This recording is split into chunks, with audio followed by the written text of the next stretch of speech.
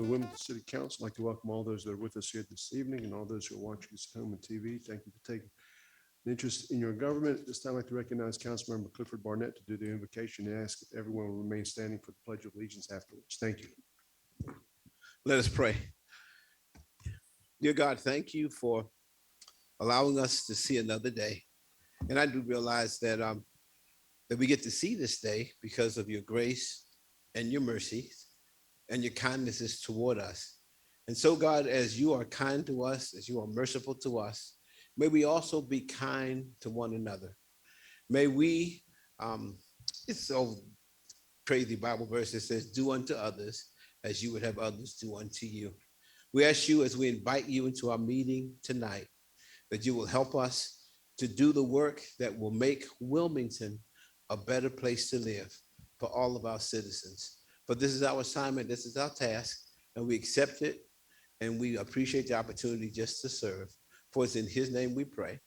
Amen. Amen. Pledge allegiance to the flag of the United States of America and to the republic for which it stands, one nation, under God, indivisible, with liberty and justice for all. First item of business is our consent agenda, items 1 through 6. Are there any items that any council member would like to hear separately? If not, what are the wishes of the council? Offer motion that we accept the consent agenda. We have a motion made by Councilmember Barnett, second by Mayor Pro Tem Haynes. Discussion. All in favor of that motion, please indicate by saying aye. Aye. Any opposed? The item passes unanimously. That brings us to our next item of business, which is our public information segment. We have 3 speakers that have signed up to speak with us this evening. First speaker is Mr. Tom Clifford, who will be speaking to us about the marathon.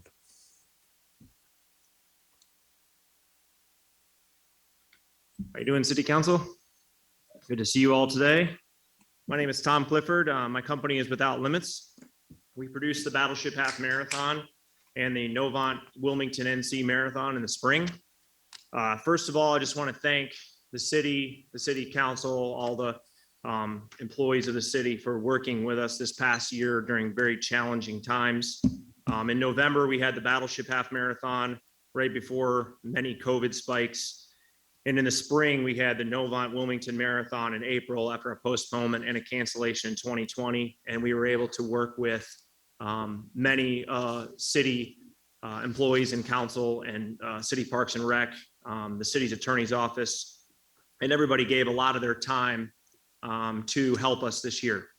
So I just want to say thank you to all of you for supporting us. The times were challenging, and the event does bring thousands of people to downtown Wilmington. We don't have any trash. We don't have much noise. We have limited disruptions due to the time of day, and routing models created with the city race planning office really assist in traffic control. I just wanted to come today to number one, thank you, which I did, and then present our economic impact study that we did last spring with the Wilmington Beaches and Visitor Center. The race this year was about just less than a third of the normal participation. Normal participation is about 4,000 to 4,500, and our goal is about 5,000. And this year we only had 1,500 people, which most people came from out of town. We were still able to have a $2 million economic impact with $581,000 coming from lodging, $76,000 from transportation, $212,000 from food and beverage, $252,000 from retail, $107,000 from recreation, and 850 jobs were created just from one event. So I just wanted to share that with you, and that's also comparable to the Battleship Half Marathon numbers that happened in November. Most participants are visiting our event from outside the area. That means room nights and ramps for businesses in the Wilmington region during slow seasons of mid-November and late February. Our goals for these events is to maximize the numbers of what our city's potential is, which is 2,000 to 2,500 for the Battleship in November and 4,000 to 5,000 for the marathon in February. We want to have the best routes to give runners the best tour of the city of Wilmington. We want to continue to promote the city as an attraction along with successful race production and promotion. We want to make our city more healthy by showing people how important these events are and also give back to the charities involved. One big thing that we are looking to do with Novant and the New Hanover County Schools, hopefully in February, is offer an inclusive free 1 mile race for all kids for grades 1st through 8th. So what we're going to be doing is promoting a 1 mile run on Friday night, trying to get as many children as possible to be part of this effort to get kids healthy in New Hanover County. For the Battleship Half Marathon, we support the Battleship, which is a nonprofit state agency that gets no funding from General Assembly. Working with the Battleship, we're trying to help raise money and awareness for the lack of pedestrian access to the ship. And we're seeking to be partners in the development of even more multi-use paths and pedestrian access in the region. We do have some impacts and challenges. We're continually working with our city, RT Jones, and the city engineers and the DOT to create minimal impacts on traffic, which is basically one of the biggest obstacles we always face, is making sure that the people of Wilmington are not completely sidetracked by an event race morning. We do that by starting early, the race early, and doing these large events during the shoulder seasons. And we still want to produce easy to follow routes for the participants coming from out of town, and the people running in our city want to see the best of what our city has to offer. So this fall, the Battleship will be utilizing downtown around Greenfield Lake and our bridges. And in the spring, the marathon will be running from Johnny Mercer's Pier at Wrightsville Beach and taking a trek and tour through the Cape Fear region and finishing downtown at the new Riverfront Park. So I just wanted to present that all to you and just let you know that we appreciate it and we appreciate the support for the events. And I just wanted to thank you. Thank you, Tom. Appreciate it. Thanks a lot. Thank you. Next speaker is Mrs. Karen Bruce. Will be speaking to us about military jets and noise level. Good evening, everyone. My name is Corinne Blumenthal Brooks. I live at 1904 Chestnut Street here in the city, and I'm here to talk to you about the military jets. I'm going to read to you the things that I have written down, and I'm also working with a bunch of people who strongly oppose what is happening in our neighborhood. Right now, we moved here 8 years ago. We were aware of the proximity to the airport and the sound that commercial jets make before and after landing and takeoff. Over the past year, the noise and low-flying military jets and planes over our neighborhood, I live at 19th and Chestnut, has been intolerable. And that is why I'm standing here today. And from this point on, we'll be here at every city council meeting and airport commission meeting until we get answers and action to solve this major problem. Modern aviation contract for hot refueling happened approximately 1 year ago, and fuel sales have doubled in less than a year. In fact, it's up 88%. And that gives you an idea of the kind of air traffic that is flying over our residential neighborhoods. And for us, we are asking, why weren't the environmental impact studies done? If they were, they need to be reposted. These studies show the impact that military jets have flying low over that are flying low over residential areas. And that is the case. I have to tell you, it has been awful. I have been in my backyard garden on a Saturday morning at 9 a.m. and I could see the landing gear of these F-18s flying directly over our house. They fly over our house, our windows rattle, everything is disturbed. And we are getting more and more populated here in Wilmington. It isn't as if we are depopulating. We are populating very strongly. And the more people that live in this downtown area are really going to come up and tell you how they feel. And basically, we would like to know why, again, the environmental impact studies were done. Real estate disclosure laws in North Carolina, would they require realtors to, in the affected areas, to be required to disclose that they are in the flight path of an airfield for military fighter jets, not just commercial airlines? And when we moved here, there were no military jets flying over our house. There were only commercial, and we were never bothered by it. But now it has become a really, really serious issue. And just one other 2 points that I wanted to read about. Again, the hot refueling contract, it's bringing in a tremendous amount of money to ILM. But what about the environmental impact studies for the neighborhoods that are surrounding this airport? Where are they and why haven't they been done? And really to conclude, military airfields routinely assess the environmental impact of their operations to comply with federal law. One was recently conducted for F-35Bs that will be based at Cherry and Beaufort, South Carolina, to replace the Ospreys and the F-18s that currently fly directly over our residences.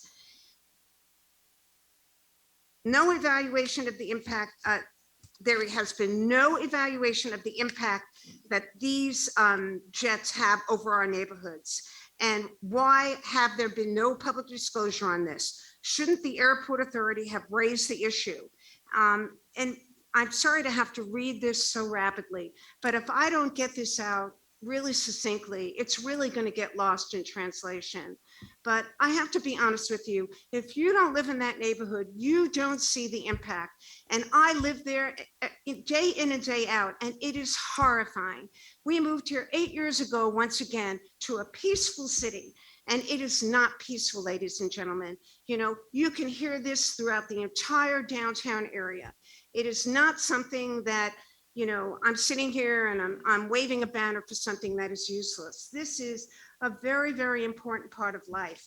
You know, living in Wilmington is because it's a small city that really has always prided itself on being kind of urban, but yet residential. And people over on Greenfield Blue, they don't hear it. We hear it.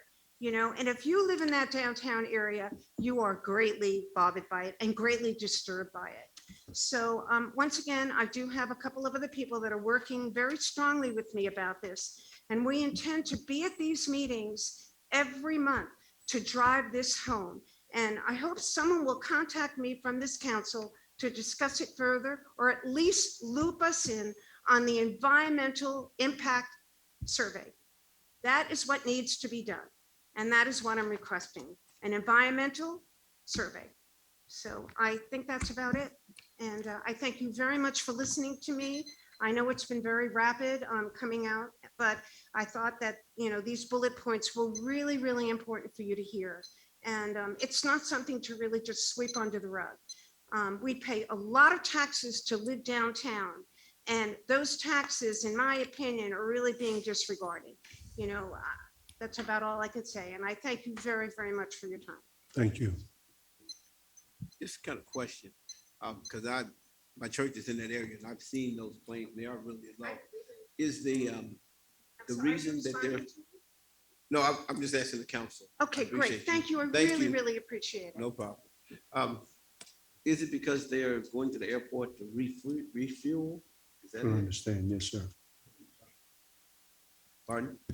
I mean, They do touch and go drills. They've been doing those forever. I think the pickup is more of the fuel, but they've been forever. They've come in and they practice. I mean, Air Force Two does, but I mean, that's not the type of noise she's talking about. But I mean, the airport was given to us by the military, correct? Well, there's two things, and we can request of that. The county commissioners appoint the airport authority, number one. And number two, airport authority is an independent authority, runs the airport and has the contracts with whoever lands and goes there. We as council members have no authority over the airport. We can have our input and say, these are things that we're hearing from our community. And I'm sure each and every one of us have heard that. And I've shared those concerns with the authority and with the chairman of the authority. I believe they are trying to make plans to either reroute the planes or figure out some way to avoid some of the noise levels that the jets have created. But this is something that, you know, and the lady indicated that, you know, she lives at 19th and Chestnut, but you do hear it all over the city. Right. Yeah. It's Okay. not just one part of the community. I would like to let her know that I live closer than her. She is absolutely correct. It is disturbing. It is very disturbing. Our next speaker is Mr. Thomas Bruce, who would be speaking to us about Riverfront Park, noise level and operating hours. Mr. Bruce. Thank you very much for letting me speak. Thank you. I'm only expressing my concern for the noise that we're hearing from the amphitheater. I live at 19th and Chestnut Street, and I have no problem with people having a good time on maybe a Thursday or a Friday or even a Saturday, but Sunday, it was after 11 p.m. that we were hearing a lot of noise. And I think that the after part of the concert was also fireworks. A lot of us have to work on Monday morning. So I'd like to maybe the guidelines that you probably have for Greenfield probably should be adapted for the amphitheater here. And I would like to say no to concerts on Sunday, or at least stopping at 9 p.m. That's all I have to say. Thank you. Okay, thank you, sir. Sure. This concludes the public information segment. We're now going to public hearings. I will announce that item PH1 was continued from council's July 20th, 2021 meeting. And the ordinance directing the housing inspector to vacate, close, and repair or demolish a dwelling at 518 North 11th Street as unfit for human habitation pursuant to Article 5, Chapter 16 of the City Code, and directing that a notice be placed thereon prohibiting its use or occupancy. At this time, I'd like to recognize the interim city manager, Mr. Tony Caudle. Thank you, Mr. Mayor. Good evening, members of council, Mayor Pro Tem. You've got a request for a continuance of this item to September the 21st, 2021. There is an issue associated with the representative of the property owners, and they're asking for a continuance. Did you say the September 21st? Yes, sir. Okay. All right, do we have a motion to continue this item to September 21st, Can I ask- 2021 meeting? Can I ask a question? Yes, sir, Mr. Blake. Is it vacant? Yes, Is it boarded up? it is secured. Just half the roof is almost completely gone. So our intent is to reduce the timeline as we did last council meeting. So we're just going to reflect the same method. You can parachute in. You can parachute in this. Well, I just want to make sure it wasn't open to. Motion that we agree with the extension. Continue to, Second. okay, we have a motion made by Councilmember Barnett, second by Councilmember Anderson. I have a question. Yes, sir. Yes, ma'am. Do we have to put in there this thing about the timeline? No, ma'am, Mayor Pro Tem. Staff will bring to you a abbreviated timeline that you will be able to consider in due course. So that's not going to be part of our continuance. That's okay by me, but it, Now, when staff brings these to you, they put in the timeline that they believe is reasonable for the owner or occupant to do what you would direct them to. And in this case, the owner / applicant certainly has notice of that. So we believe that it's reasonable to bring you a shortened time period for compliance. It'll go from 90 days when it would have originally been to 45 days, which will keep it at the same end date. yeah, I'm all for that. I just want to make sure we were doing it right. That's all. Certainly you are. So we have a motion by Councilman Barnett, second by Councilman Anderson to continue this on September 21st. All in favor of that motion, please indicate by saying aye. Aye. Any opposed? Item passes unanimously. That brings us to the next item, business, which is item PH2, which is an ordinance amending the official zoning map of the city of Wilmington to rezone property located at 1215 Orange Street from R5 residential to R3 Central City Residential District. This time I'd recognize the interim city manager, Mr. Tony Caudle.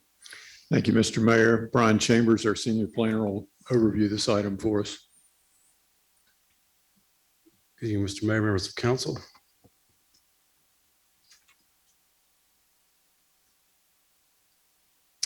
This site is located at the northwest corner of the intersection of Orange and South 13th Street. It's approximately 6,500 square feet in size and contains a single-family home. Records indicate that there was a gas station on that corner. It has since been removed. There's no brownfields on the site. I believe they've done some research on that. There was some cleanup back in the 90s and the 2000s.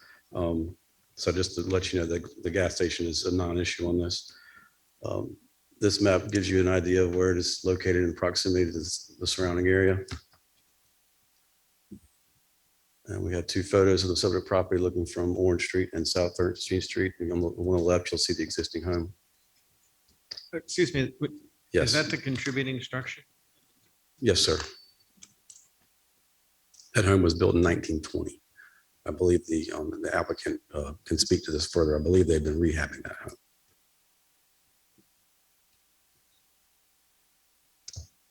home. Here's some photos of the surrounding properties on 13th and Orange.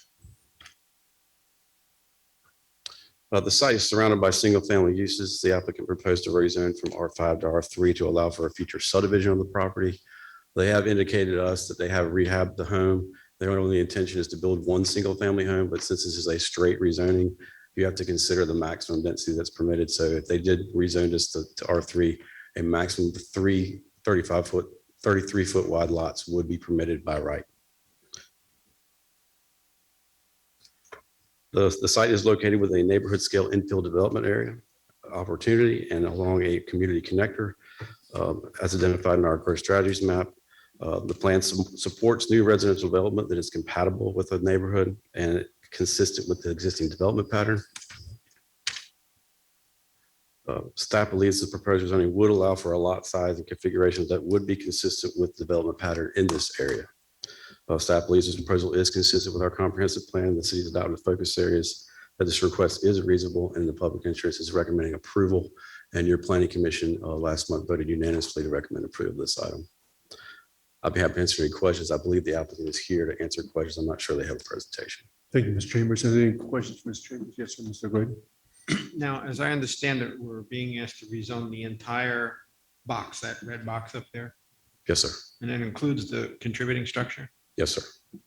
Why are we including the contributing structure if they're going to build these smaller houses on the other half? I'm not sure I understand your question. Why we're Well, not. why does the contributing structure portion of this lot have to be rezoned? Because it's on the lot. It's the only structure that's located on the lot. I understand that, but why couldn't the lot be divided and just rezone the portion that's vacant now? The one that they want to build the new Because- smaller houses on? Okay, now I understand. That lot would not be, you couldn't subdivide just that home under R5. It's not large enough. It's not wide enough. So they Correct. had to include this one. Yes, sir. What's to prevent them sometime in the future just knocking this house down and building more of those smaller houses? Nothing. Okay. Has any effort been made to put any kind of preservation easement or condition on this house? Not that I'm aware of. The owner might have some information on that, but I'm not aware of any kind of preservation. Because that's my concern here. And I think the one countervailing issue we have here is that we've got a contributing structure, which is a significant designation. We only have so many of them. And every time one gets taken down, we have one less. I'm very concerned about preserving that. Once we rezone it so that it can be basically divided into smaller houses, I think that puts it at risk. But I'll ask the applicant about that. Yes, sir. Anybody else? Thank you, Ms. Chambers. Thank you. This time I'd like to recognize the applicant.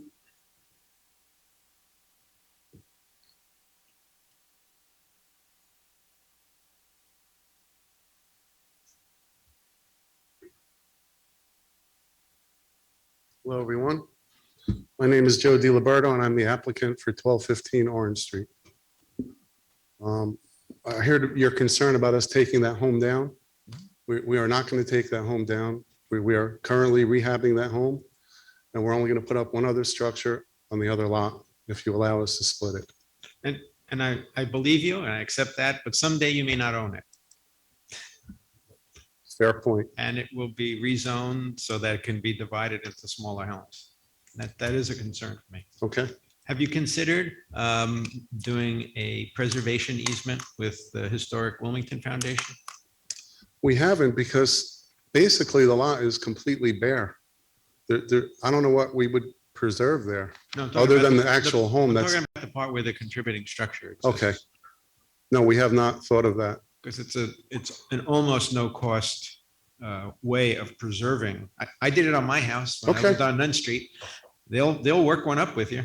And basically you give them the right to object if anybody ever tries to demolish a home, It's a preservation a preservation easement. easement. And it didn't have any effect on the value. I was able to sell my house subject to that easement with no problem at all. Okay. And all it means is subsequent owners cannot choose to demolish the home without going past the historic preservation. Well, I think to do that, though, they're going to have to not only take down the structure that's there, but the new house that we would build in order to get 3 separate lots there. I mean, that would be very costly for someone to. Sure. And they'd have to purchase both properties rather than just one or the other. So I don't think someone would, I mean, anything is possible, obviously, but I think it's highly unlikely that someone's going to purchase 2 homes, knock them both down to build 3. Well, I just wanted to raise that with you. Thank you. Is there any other questions? Do you have a diagram of what you're proposing to put there? I don't have a diagram as of yet, but we plan to build a cottage style home that would go with the neighborhood. It would be 2-story. It would be a 3-bedroom, 2-bath home, and it would approximately be 1,500 to 1,600 square feet. So one of those skinny homes. Correct. Okay, thank you. Any other questions? Aren't you the chef? Don't you? I thought Yes, I that's me. recognized you. We had to diversify a little bit. Yeah, that's COVID good. hit us hard, just as like Great everyone place. else. I mean, I Great know place that. to So, eat. yeah, that's me. With the request that you're asking him to do, does that mean the house has to stay like it is? That would only happen if it's. No, it only obligates the owner. It takes away their right to demolish the house. And it's just a way of trying to preserve the existing contributing structures. Okay. And, they have a form agreement basically, and I went through it. I took out the part where they wanted to be covered by the insurance. I take that out. Okay. And it's just, they're on the record. So if some guy 20 years from now who's not as concerned with the structure as Of you are, course, yes. they can't take it down. Mr. Ms. Anderson, then Mr. Spears. The current, I think there was a picture, I don't know if we could go back to it, the photo of the house right now. It looks like you've got some of the, it's not up there yet. You're well underway with renovating that, correct? Yes, sir, we are. This is a significant investment, I would assume. Absolutely.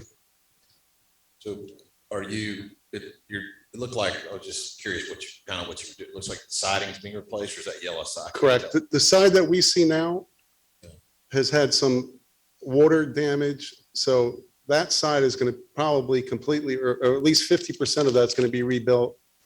We are going to re-side the house. We already put cedar shakes on the front of the home. There's going to be a new roof that goes on, and we're adding a bathroom to the house because as it stands, there was only 1 bathroom in the home. So we're going to 3-bedroom, 1 bath. We're going to go to a 3-bedroom, 2-bath house. You're working, replacing some foundation there too? No, the foundation is sound. There's just some, as the house has settled, there's just been some brick loss here and there. Gotcha. Okay, thank you. Ms. Spears. So my question for the new structure, is it going to be a rental property or are you looking to sell it? No, or- we're looking to sell it. Oh. And along with the current home also Oh, there. you want to sell both? Okay.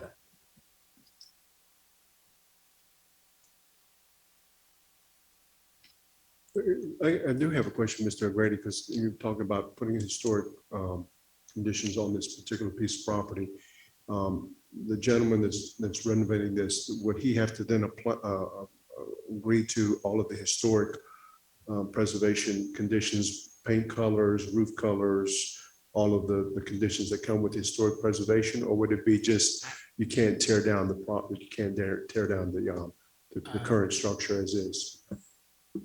I'm not sure what historic Wilmington does regarding that. My house was in the historic district, so I was already subject to that. Yeah.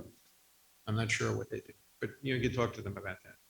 There is some I think Because conditions. that is a concern, Mayor. Yeah, that there is some conditions that Yeah. would take some of your property rights away but you would have to understand what those conditions are before you would agree to them. I wouldn't agree to them without understanding that, and you may be very comfortable with it. It's just like these historic warehouses down here have historic overlays on them, so you can't tear them down. And if you alter them in any way, you have to go through historic Wilmington Foundation. So I would, before you would agree to that, I would tell you, you should make certain that you investigate that Okay. thoroughly before you make that decision. We will. Thank you. Yes, sir, Mr. Barnett. Is that a historic? It's not in the historic district. No, but the character of the neighborhood kind of reflects that. And I think what Kevin is alluding to, that's what it looks like, and you like to preserve the historic aspect, just like we have the Riceville Avenue overlay district or corridor there where we're trying to preserve some of the bungalows and stuff there. This is Well- what Kevin's asking for is similar, is to make Well- sure you're preserving the character of the neighborhood. Yeah. It doesn't get like Riceville Beach like it did in the old days when you had all the old beach houses and tear them down. Now they build 3-story buildings and stuff. Well, the magic word here is contributing structure. Back when the historic districts are surveyed, the survey is done of all the buildings in the area that contribute to the historic quality of the neighborhood. So this is one of them. And I think there's like 800. And this is not in a local zone. This is in the federal district. So they surveyed and they have all these, I think some 800 homes that make up the character of the historic district. So every time you lose one of those, you lose a little character. And at some point, there won't be enough to retain the historic district. So we need to be careful when contributing structures come before us. They need to be very carefully considered. So that's my concern. Yeah, It would be great if you could work something out with the historic Wilmington. And 100% look into that. And I do agree with you. I do see these homes that are being built on 33 wide lots. We could do that. We're not going to do that. But I understand your concern in the future if someone comes up behind us and potentially wants to do that. Anybody else? Okay, thank you. Thank you, guys. Have a great night. This time, I'm going to open up the public hearing and ask if anyone wants to speak in favor or in opposition to this item PH2. Okay, seeing none, Madam Clerk, have you received any comments? No, sir. Okay. Any further questions from council? not a question, just a comment for the staff. And I think in the future, when contributing structures are at issue, this should be an area of inquiry for the staff about, can they be protected?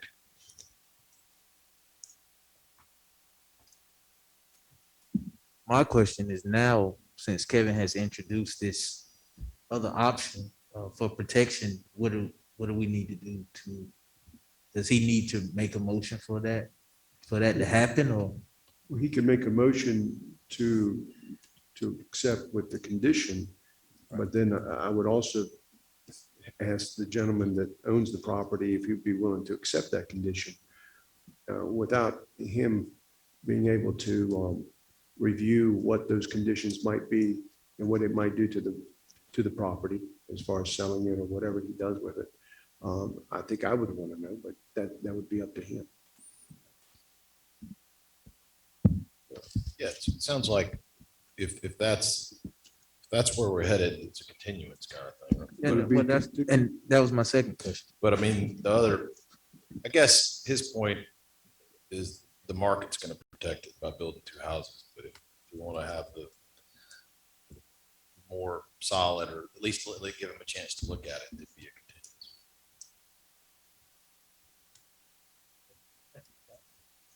Would- Sorry, I didn't make that. Would the delay be unfair to him? Well, let's bring the applicant back in if we will, please. Could we bring him back in? Okay.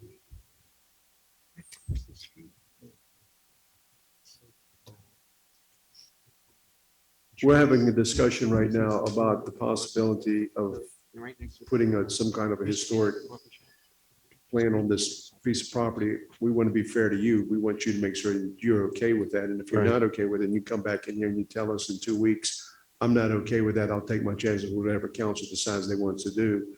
That's a decision that we will make. Obviously, we have Councilman McGrady, who's got some great concerns about the contributing structure. And so we can continue this item for another 2 weeks. The public hearing will remain open. So if anybody has any comments they want to bring forward, is this going to? Well, Mayor, I did hear your comment about agreeing to something where I don't know the details. I think the market value is going to protect this property. I think we all do in this room. I mean, like I said, who's going to knock down two perfectly, one brand new home and another house that's practically brand new to build another house? I just don't see it happening.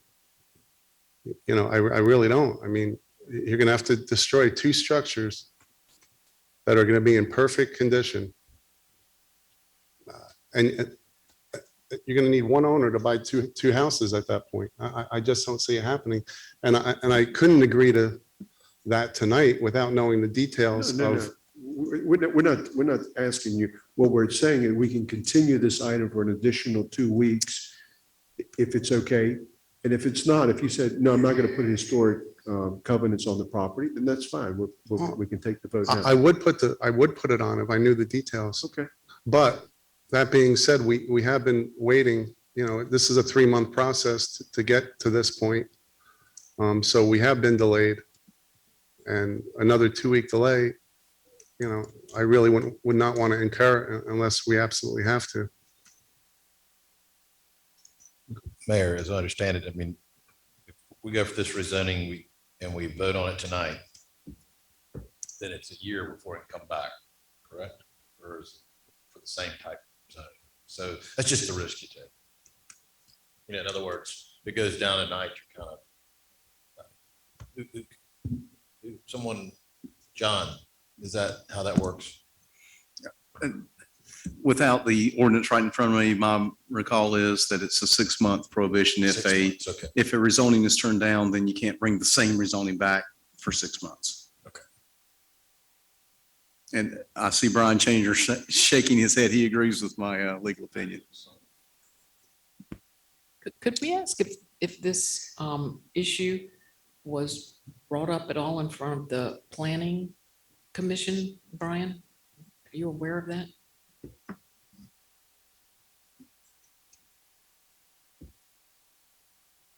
I don't believe that it was, man. Can I just ask a question? I'm sure this situation has come up before.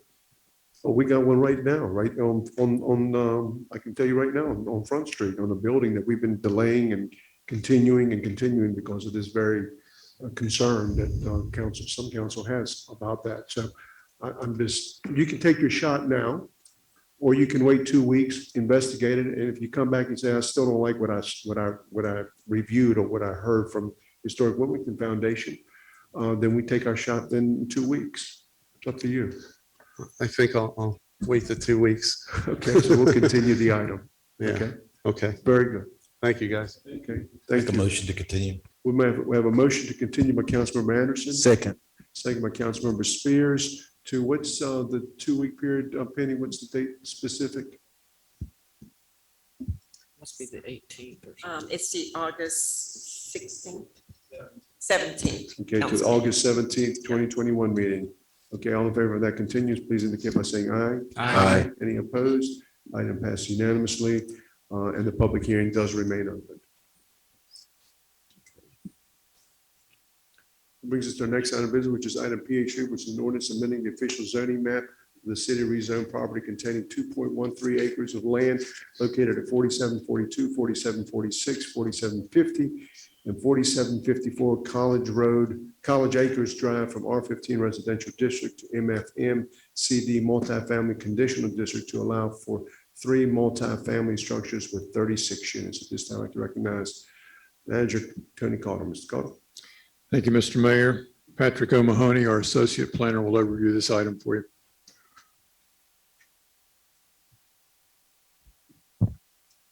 Good evening, Mayor, members of council.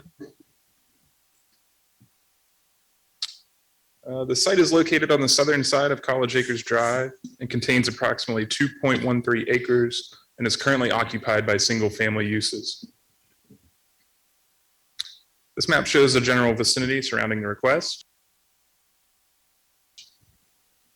And these are photos of the 4 subject properties. These are photos of the adjacent land uses looking across College Acres to the north, east, and west. The site is currently zoned R15 residential and was part of the 1999 annexation. East of the request are single-family homes zoned R15 residential. The UNCW campus is located directly to the south.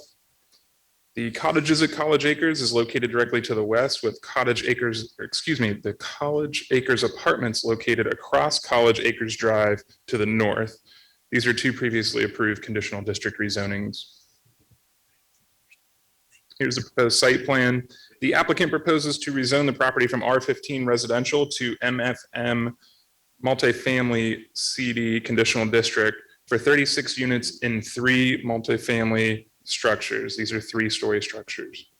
Each unit contains 3 bedrooms with a total of 108 beds in the entire project. 1 driveway entrance is proposed on College Acres Drive. There's a cross-access connection to the cottages at College Acres to the west. The applicant has proposed 108 off-street parking spaces. The code allows a minimum of 81 spaces with a maximum allowance of 90. There is a provision within the Land Development Code to allow for an increase of 25% over the maximum, which the applicant has proposed to use in this project. These are proposed elevations provided by the applicant.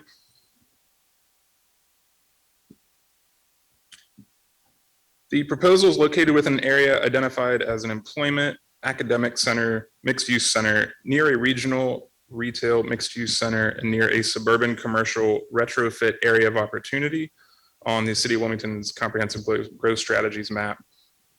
The proposal is not consistent with the recommendations of the Create Wilmington Comprehensive Plan.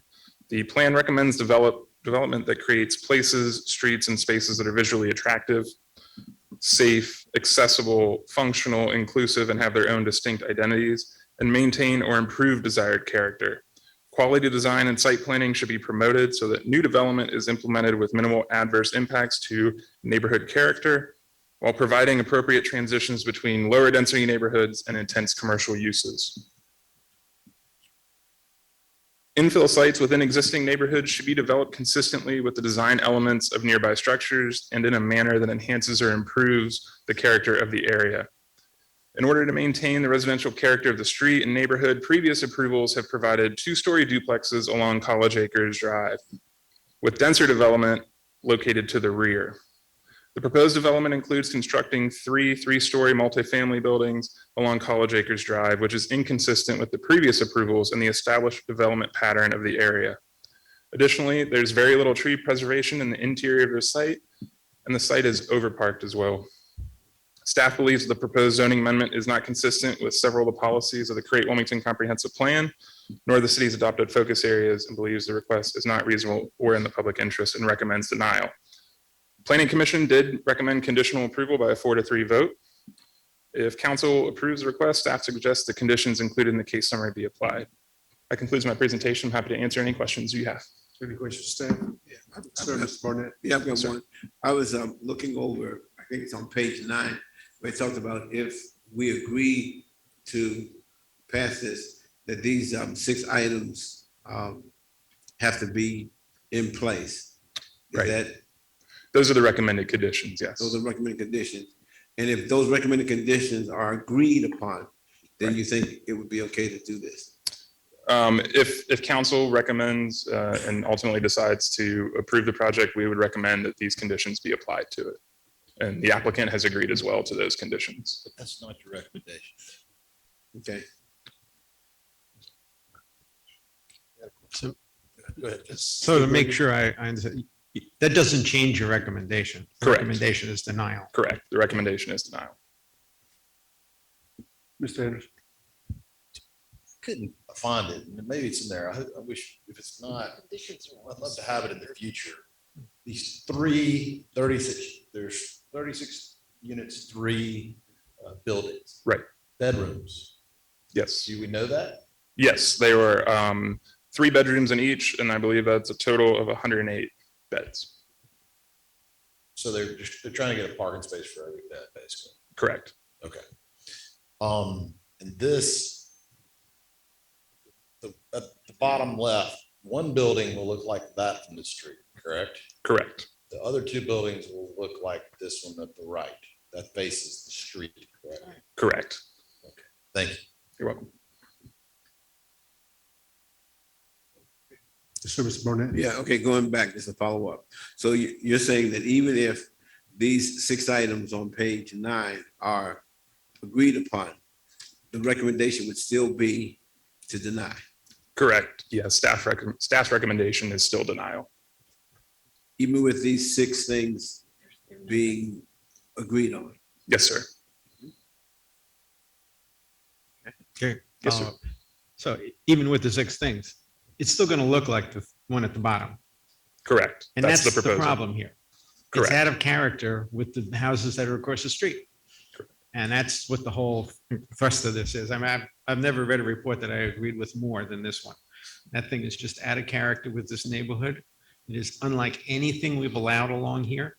We've made all the other college-oriented buildings be lower and more in keeping with the neighborhood.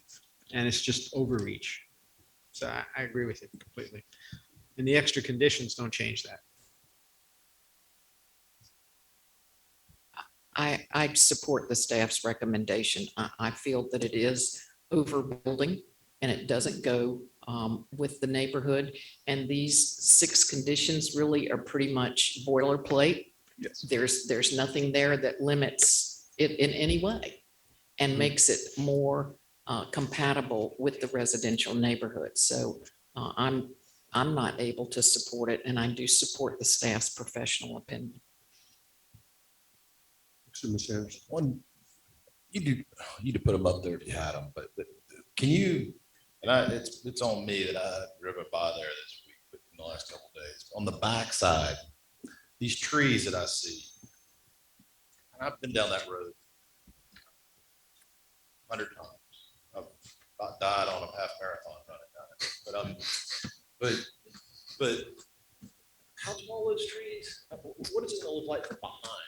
Like if you're on campus, what's the, is it, this height is more than the trees, I would assume?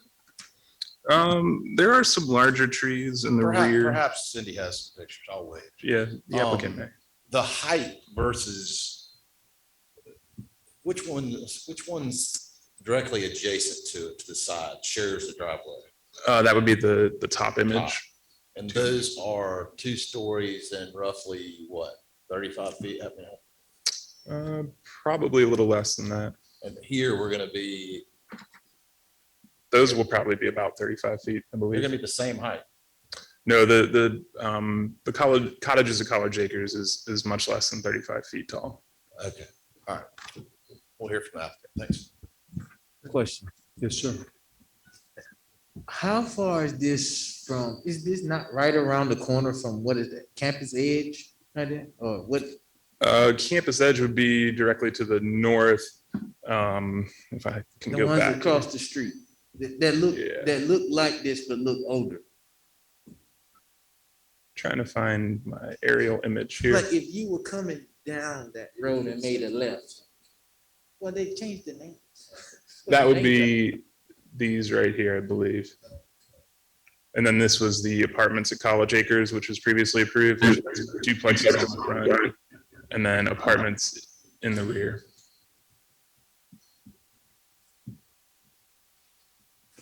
Wait, do that again?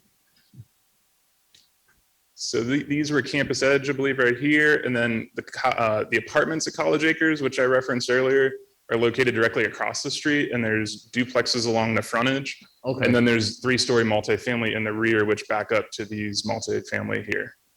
Okay. Okay, thank you. You're welcome. Any questions?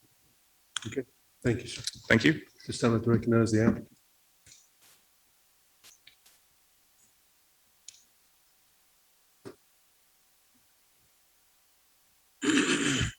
Thank you very much. My name's Cindy Wolf, and I'm here on behalf of the 3 owners of the properties that are party to this.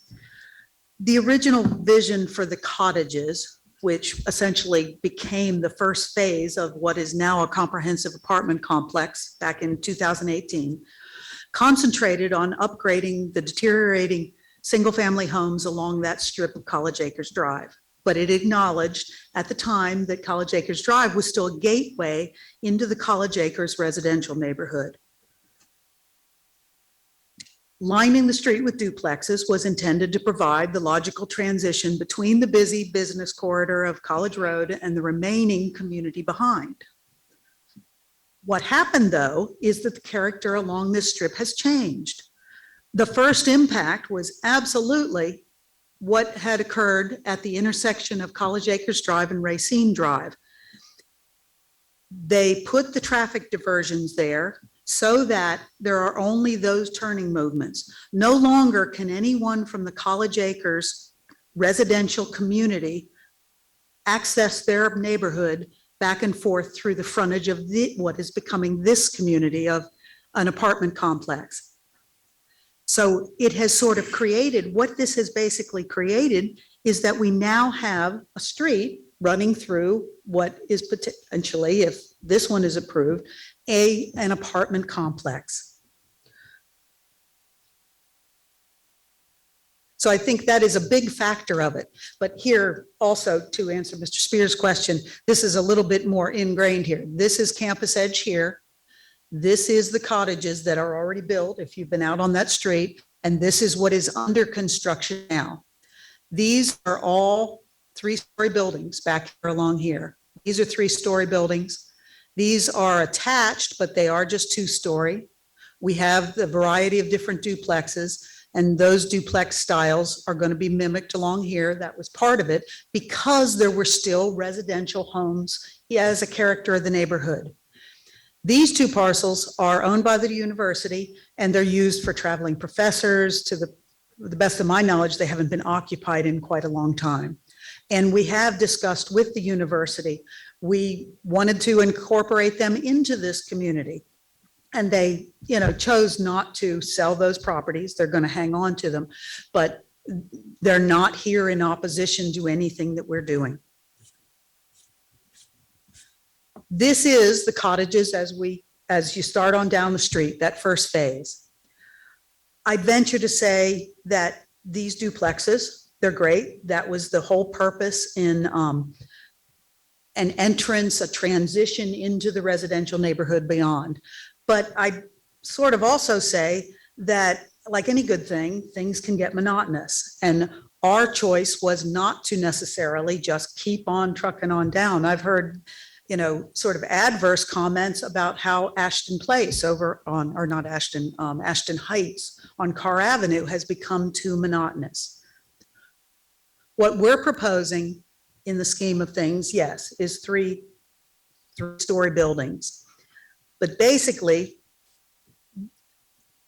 what we've done as far as putting these two side two is they're no wider than the duplexes across the street.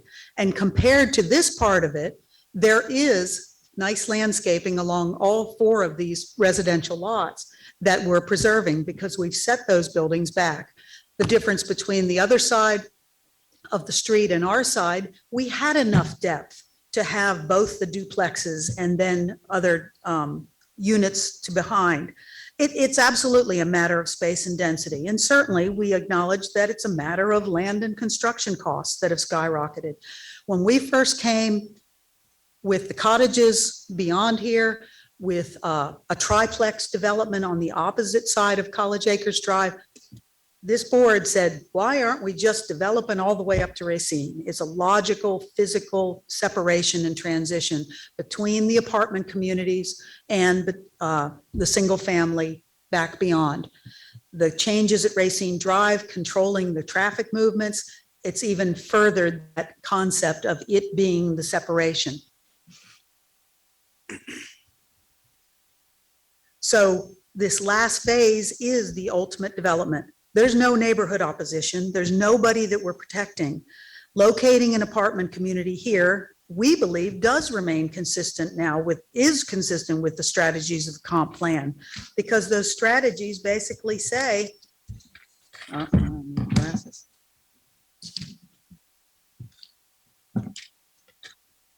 that infill sites within existing neighborhoods should be developed consistently with the design elements of nearby structures. Those nearby structures have become this complex of structures.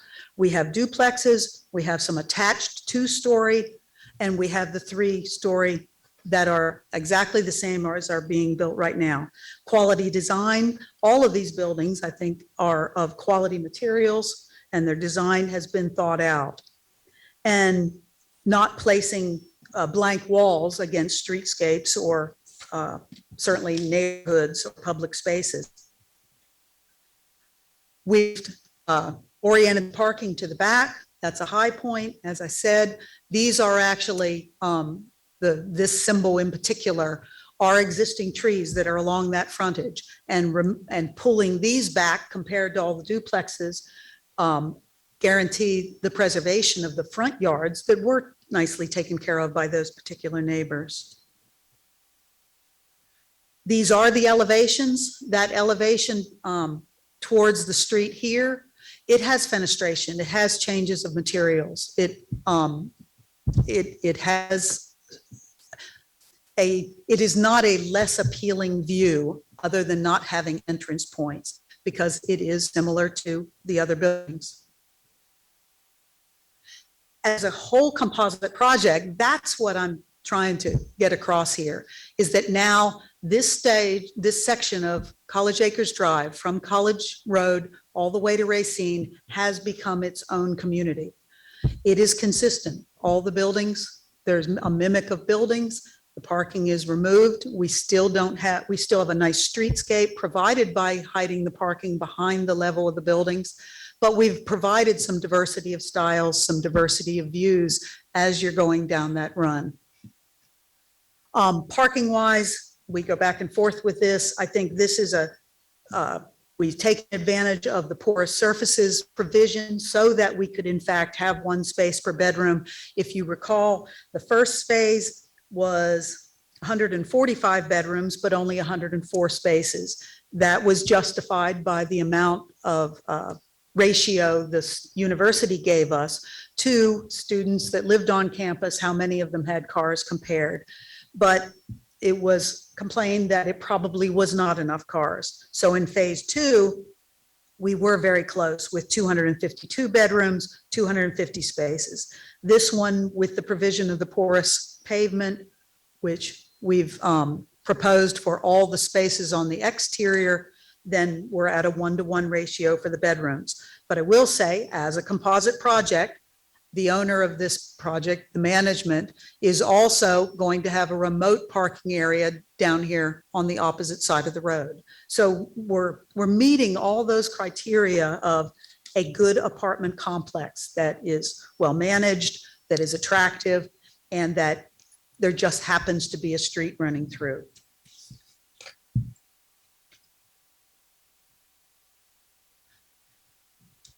We talked a lot about the staff's recommendation. I think the staff's recommendation was absolutely correct if there were still neighbors here, if this was not a composite project. I don't think you can look at this site plan by itself and not look at the composite project of the entire community and think the same thing. We believe that this is reasonable because it does provide the infill development. We continue to be in a perfect spot for this type of housing, close to the university, close to services, walkable.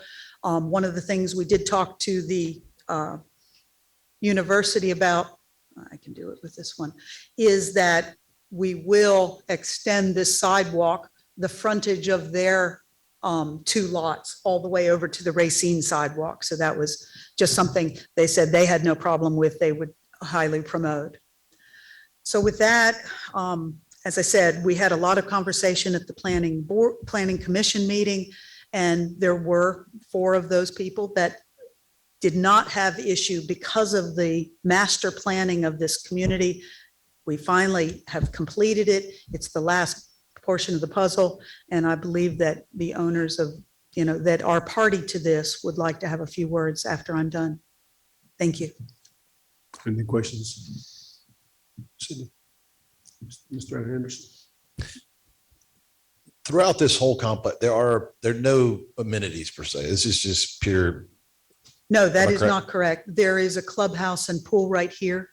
this is And that for is those for every, folks on that side or the whole. this will be one composite project if approved. Yes, and they would have access. Again, the remote parking would all be part of the management, the rental, and so would the amenity. Go back to your elevations. The one on the end here, are you, the trees you're showing there, are they in existence? Or are you going to plant trees that tall? Or are we talking about, 20, 30-year window? There, I'm sure that would have a 10-year window till they got to the point where they are in my exhibit, yes. Well, But there it's just are some misleading trees. because This is a nice oak in the front.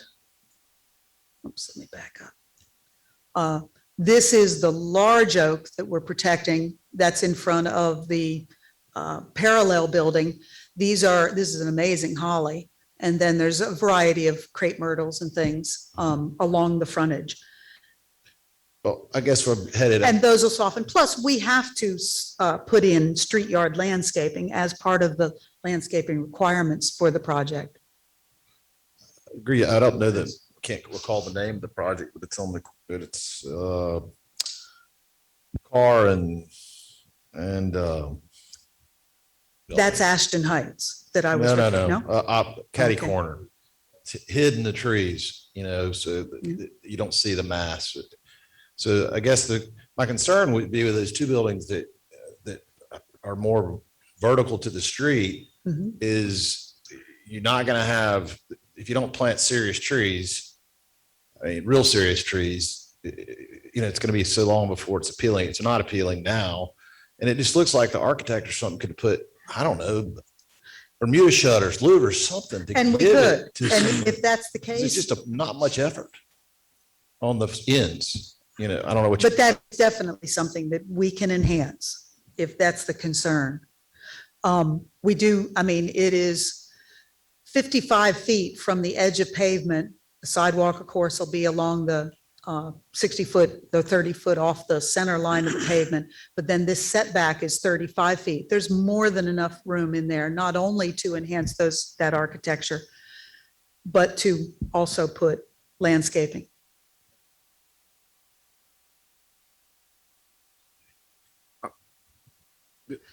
Question, Mr. Barnett, Yes, and sir. Mr. Grady. Ms. Cindy, you were saying that, I'm trying to get this in my brain, that when the city, the staff did their evaluation, they were evaluating it based on what the community is or what it was a while back, but not the whole, which includes all of the stuff that has been created. That's my opinion. Obviously, they, disagree. They got the duplexes started and when we got into this, they'd like to see the duplexes continued. I was hamstrung by a variety of different reasons, mostly financially, that we needed a density to complete this project that was feasible to complete the project. Okay, and you mentioned And- that. Sorry. Go on. I'm trying- Just to get the 36 units that make this project feasible, the 3-story buildings were a necessity. And you said there are 3-story buildings on the other side? These 3-story are on our project. These are all 3-story buildings in the phase 2 of the project. And they're already approved. So keep in mind, this is all we're talking about today, but Right. my point in this slide is absolutely that we have a large community and we have the same buildings here as here, we have the same buildings here as here, and we have a third type of buildings. College Acres Drive is now just a street that runs through this apartment complex. Okay. And the planning. And we'll be enhancing it with stormwater and sidewalks and street trees, that type of thing. And the vote for the planning commission was what, 4-3? That's correct. And what were the 3 objectives? Do you remember what they were?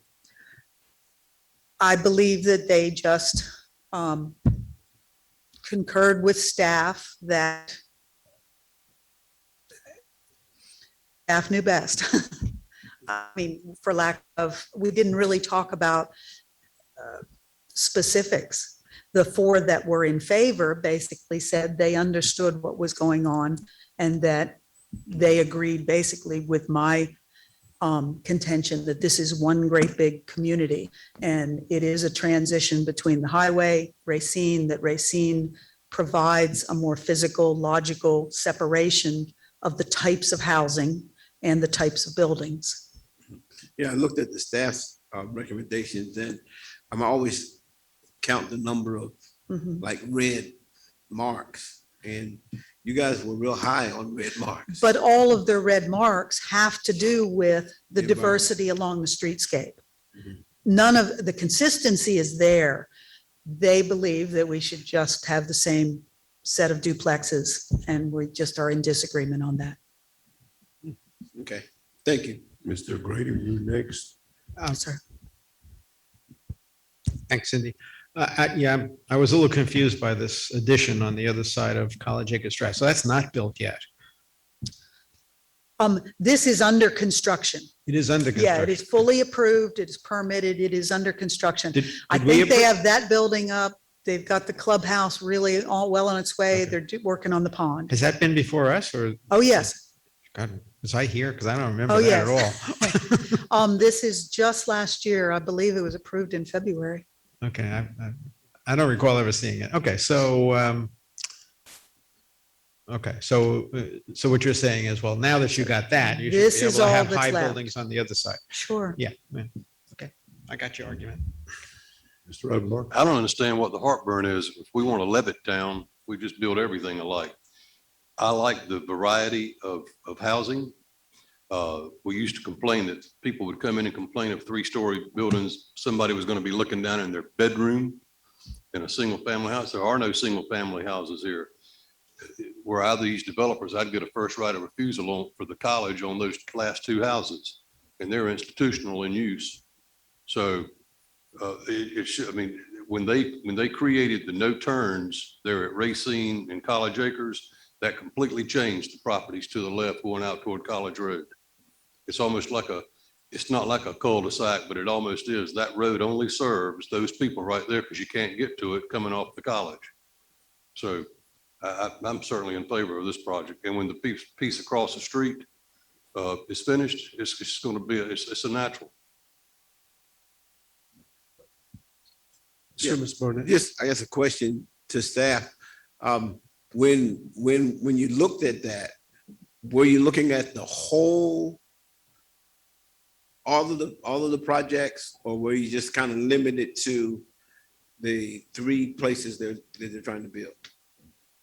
Yeah, when staff evaluated the proposal for this project tonight, we looked at the entire development pattern that has changed on College Acres and took into account the previously approved projects. Staff is concerned about the massing and size and scale of the 3-story buildings along College Acres, not necessarily opposed to some other type of housing type along College Acres, triplex, townhome, in the 2-story variety with multifamily in the back. So we're not saying it just has to be duplexes there to continue the pattern, but we were really concerned about the mass and scale of the 3-story multifamily buildings up on the roadway. But I heard you say that the area has changed. Correct. So with it changing, it almost seemed like a good fit. Just with the whole area changing, to me, it seems like it might be a good fit. And help me understand why it's not. Yeah, there's obviously a transition that's happening between College and Racine as you go further to the east. Staff wanted to maintain the consistency of the previously approved developments. We're not opposed to additional density. It's really about the building size and scale along College Acres Drive that concerned staff and caused the denial recommendation. Okay. Even though the property that we're talking about is surrounded by the university and across the street is an apartment complex that's tied to it, and you're worrying about 1 stories by going, I mean, we talk about where we want to put density. This is college housing. This is where you want it. And you're surrounded by the university. You have nobody in the backyard but the university. Beside you have the university, and across the street, you have the apartment complex. And we're 200, and I guess those lots are probably over 100 feet wide, the 2 little houses that the university has that they use for visiting professors and whatnot, hasn't been occupied for years. And then besides that, you have the Catholic thing that they have there.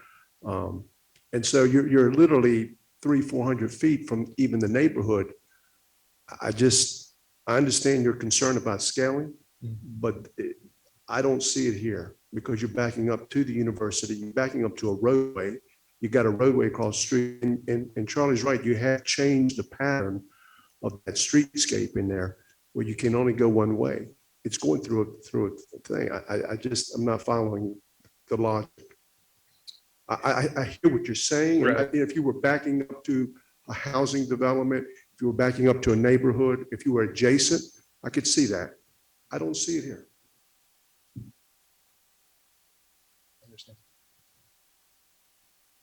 Not with the university that's growing, the fastest growing entity in our community is this university. It brings us about 1,000 additional kids. And they're spreading out all over this community. One of the issues that we're having is about affordable housing, which they're eating up a lot of that affordable housing. And this is exactly what we're looking for, is to house these kids closer to where the school is so they can walk. And we're saying with 1 story, that's going to be too much. I don't know. The logic just doesn't make sense on this one, but that's just me. Understand. Question. Sir, Mr. Anderson. In the street yard, our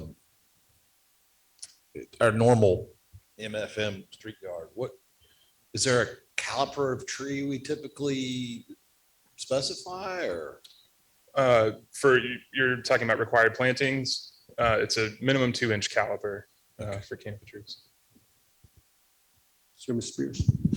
I don't know if it's just me, but in my travels, I've heard, and I'm asking you all, and possibly staff, have you heard of, we know UNCW has had new construction and they build new residents and new residence halls. Are they having trouble filling those residents? Not having trouble, and I will tell you, and Kevin, you bring up a good point. When Chancellor DePaula was there, they only housed about 22% of their students on campus. And there was a big discussion with the university about housing more of the students on campus because of the impacts it was having in the community. They increased that to about 40-some%. If you remember, and I don't know if you remember this or not, she had to cut some trees down for a parking deck and some housing in the back, and it created a huge uproar at the university. But it did bring up the housing to be able to house about 40-some%. Then there was a law, and then it kind of went back down to about the 30% range, where they have come back and they have redeveloped a lot of the old structures in there. And if you've gone in there lately, they've got some pretty significant dorms in there now. And I think they're closer now to the 40-45% of housing their students on campus. I don't know how much more they can push, but since this is proximities to the university adjacent, and you don't have to get you don't have a parking pass because you can walk there, I think it's conducive to what they're trying to do. And I see the staff is supportive of the housing concept. I just think they're concerned about the height. But I think in this particular case, since it's surrounded by the university apartments, it may be a little bit of an overreach, but that's my opinion. Thank you. I'm more concerned about the 4 people at the planning commission that saw the good sense in this versus the 3 that didn't.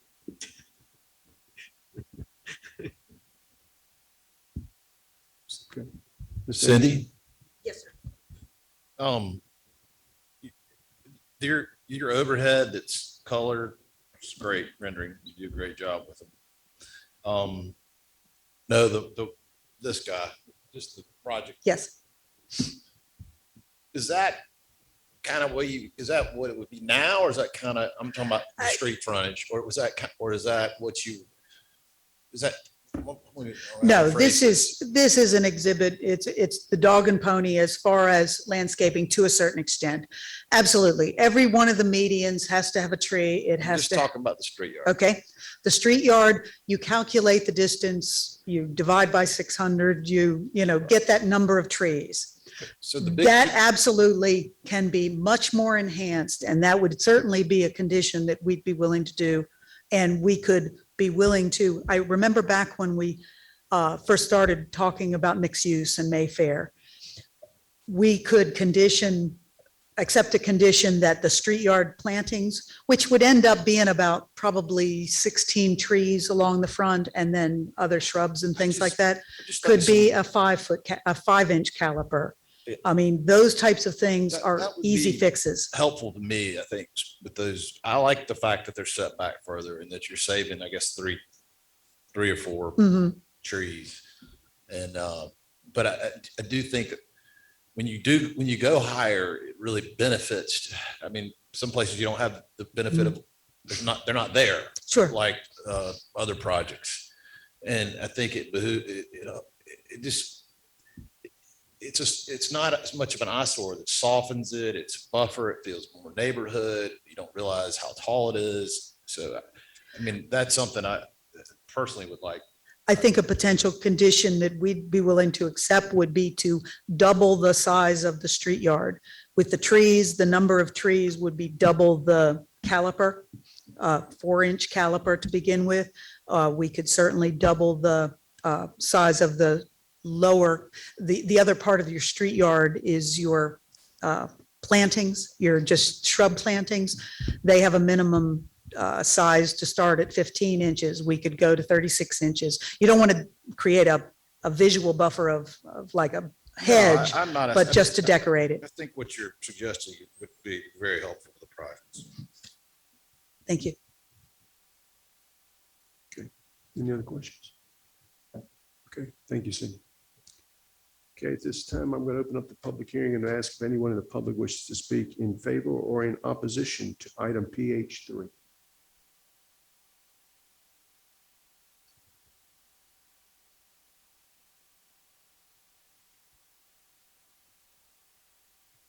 Good afternoon. City Council members, Mr. Mayor Saffo, thank you for hearing me. My prayers to God are leading me to be granted the serenity to accept the things I cannot change, courage to change the things I can, and to have the wisdom to know the difference. Realizing progress sometimes forces us to make changes in our lives, especially in this situation. We built the home that we're living in personally with blood, sweat, and tears, landscaped the yard, and lived as long as I have, 54 years since 1967, to be exact, in this home, the home of our dreams. In short, our American dream. Here I am again with a new approach. I came to another meeting earlier. First, so against progress that would directly affect me, meaning it wasn't going to make me happy at all about the project proposal of 45 two-story townhouses to be built 90 feet from my property, which was incidentally to be rezoned from R15 residential community business to an industrial office and multifamily district. Already, I had been experiencing my beautiful neighborhood turn into a frat house mess. The lovely brick homes had been sold to an individual for rental to college kids, and college kids are interested in having a good time after their completed school hours ended. They don't care how many friends show up and how loud their music and parties get. Cars galore, parked in the front yards, all over the grass, and trash always alongside the street and my yard. My mailbox getting knocked down because of speed or alcohol. My front yard torn up because of wrecks. Name it, I've experienced it. And traffic. From where I live on College Acres Drive, The prior two proposals and the one we're discussing at this meeting this evening directly affect me. The first project was only going to be beside me, and I thought I could live with that. But the next project is right in front of me. Sadly, I've had to look at all the houses be torn down, dealt with all the heavy equipment with loud noises, large log trucks removing the downed trees, and dump trucks removing the piles of debris. Of course, traffic. Our street had just recently been repaved too, incidentally. Early on, I was concerned about even getting out of my driveway safely. But can you imagine all the extra vehicles and people? All beside or in front of my precious home place. And several times, our house actually began vibrating along with a roar. The crystal in my china cabinet even rattled. Rather scary, yeah. Therefore, I'm forced to have a change of heart. Hopefully, I'll get another chance for my American dream to be fulfilled, but at another home in a true residential neighborhood. I'm more than ready to get out of Dodge and go on with my life ASAP. My golden years are being jeopardized. My mental pain and anxiety are phenomenal. Anxiety attacks have sent me to the heart specialist, and I can't sleep well on many nights. It's become much like a nightmare. It's certainly not what I was anticipating to experience at almost 80 years of age in 2.5 years. But now, realizing how progress usually means new development and changes, my property is right beside our beautiful university. Being appreciative of educational endeavors and all that goes with attaining achievement, having been in the teaching profession myself here in New Hanover County for 19 years, I realize the continued expansion of UNCW is requiring all the housing that can be possibly produced. And my property is the prime example and in the prime location. When my first husband deceased 22 years ago and I chose this property, we certainly had no clue of how it would be today. It seemed so perfect for us to build there. It was situated virtually in the center of New Hanover County, not even in the city limits at that time. It was easily accessible to any services we may need. The home we had built truly became our castle. But look at this location now. Racine Drive, incidentally, wasn't even a street back then. Our street was a through street. No problem getting anywhere. But now the city has changed the traffic pattern between College Acres Drive and Racine Drive. You must turn only to the right, go on to Randall Drive and into all the university traffic. Or if we turn right to enter Highway 132, it's just as bad. We seem to be taking our lives into our own hands to even get off of College Acres Drive in either direction. But then add all the new traffic to my street. With all these factors prevailing, I realize a change is inevitable. Truly, it's time for a way out of this location. Even though at first I wasn't at all interested in giving up my home and property, but it's different now. I'm asking for your consideration as you make your decision on the proposal vote. The buyer has now included my property in this proposal. Early on, he informed me that he wants my Jaybird piece of property since it's right in the middle of the College Acres Drive. It's a known fact, my home is no longer on a residential street. The rezoning has drastically changed my residential community. This has had my life on hold for long enough. 3 years since October 2018. Time is an element. Consider how each of you would feel if you were in the same dilemma and in my golden years. My American dream hopefully will be at the forefront of your vote of approval for conditional district rezoning for a multi-family housing complex. I'm willing to accept progress going on if I can be a deciding factor.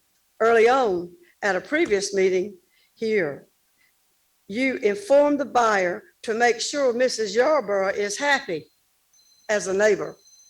But now I don't want to remain a neighbor with you. My experiences with the uprooting of my life, giving up my home, which I wasn't planning to ever leave until death, has been exasperating. From 7 a.m. to 7 p.m., 5 days weekly, and when concrete is being poured in the wee hours of the morning. I'm tired of all the frustrations, the sounds and ugliness and sadness of homes being demolished, trees being cut down, the saws with their loud grinding, the continual pops of nail guns, the pounding of hammers, the heavy equipment back up, beep, beep, the 18-wheelers continually coming and going, sometimes blocking the street. It's certainly not the quiet, tranquil neighborhood I've had the pleasure of enjoying 54 years. However, the buyer promised me he'd make the neighborhood look better than it was. He's truly met that promise. I just feel like the only little petunia, Violet's in my case, since my name is Violet, I'm the only little petunia in the onion patch. I need assurance and hope for my remaining golden years, what's left of them. I want to have my American dream fulfilled again, just in a residential neighborhood, not in a transient community as College Acres Drive has become. I realize I cannot change any of the aforementioned proposals. The tragedy of discovering my husband's death 22 years ago in our backyard, I cannot change. Even though this home and all its sweet memories of raising our 2 lovely daughters and 5 grands, precious grands too, will always be a part of my life that will remain in my heart. But I have been given the courage and wisdom to change and accept the things I can by God's grace, and that is to sell and move on with my life. And please, the sooner, the better. I believe a vote yes to accept their proposal would be most beneficial for the city, the buyer, UNCW, and me. Thank you for listening and considering my petitions and my heartfelt feelings. Incidentally, we're the only family living left as residents on College Acres Drive. How would you feel? Thank you, Ms. Yarborough, Ms. Violet Yarborough. Can you just give us your address for the clerk so she can put it on the record? 4742 College Acres 4742. Drive. So you're right next to the development there. I am right. My backyard has a gate. You can open the gate and walk into UNCW. And honestly, those kids have never really bothered me, going into the yard. But if I had to stay there, I think I'd be in trouble now. Yes, ma'am. We need to get out. We need to let this proposal go through. Please vote yes. Very eloquently said, Ms. Yarborough. Mr. Spears? So I was confused up until the end. I didn't know if you wanted to stay or if you wanted to move. So you want to move. Reluctantly, you want to Can't stay move. there any longer. It just isn't feasible.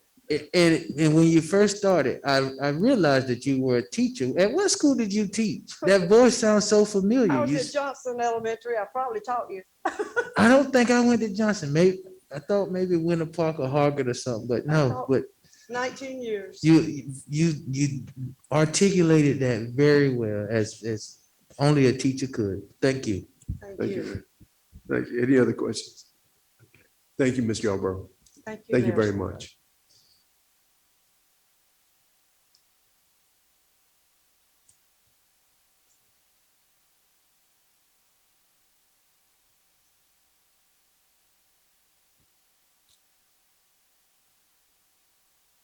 Good evening. My name is Charlie Ball. Appreciate the opportunity to speak here to all of you. My parents, my mother and father and I own 4750 and 4754 College Acres. I'll try to be as brief as I think all the points that needed to be made have been made on our behalf. Forgive me, it's hard from out there to know who was asking what questions.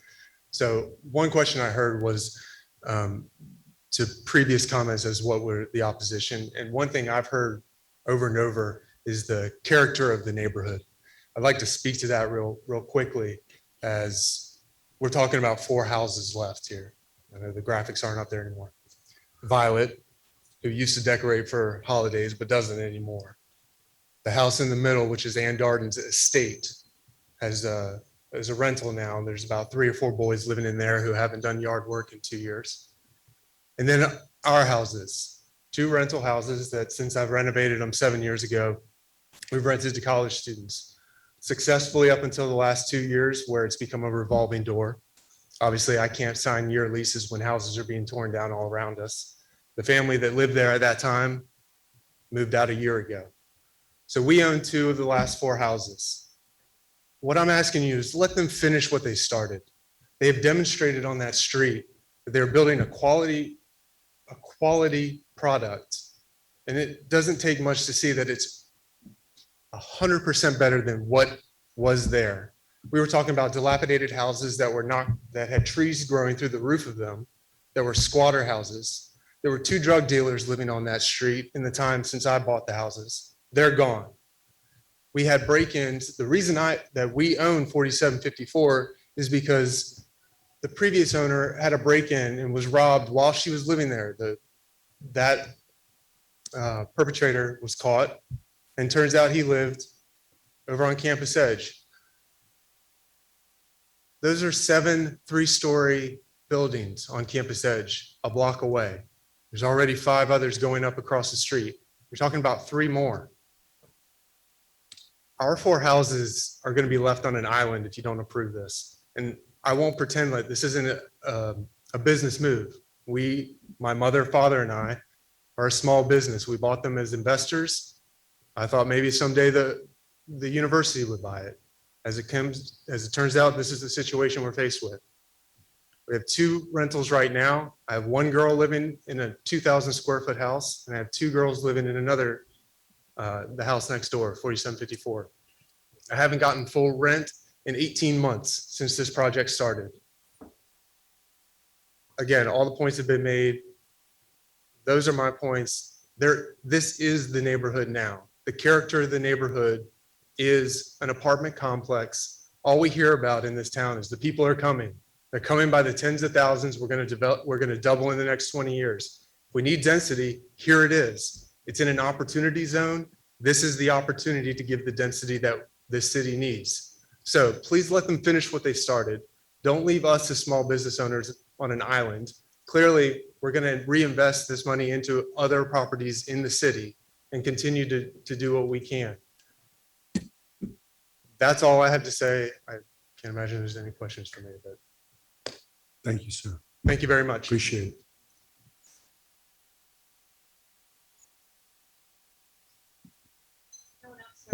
Okay, Madam Clerk, have we received any additional comments? Okay. Any additional questions from council? I'll wait till somebody makes a motion, then I have a comment. I'm going to go ahead and close the public hearing and ask for the wishes of council. I make a motion that we approve it.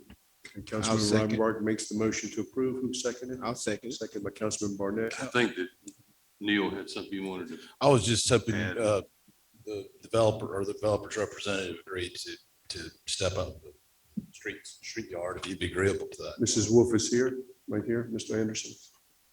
I agree to that, but I'd like to hear.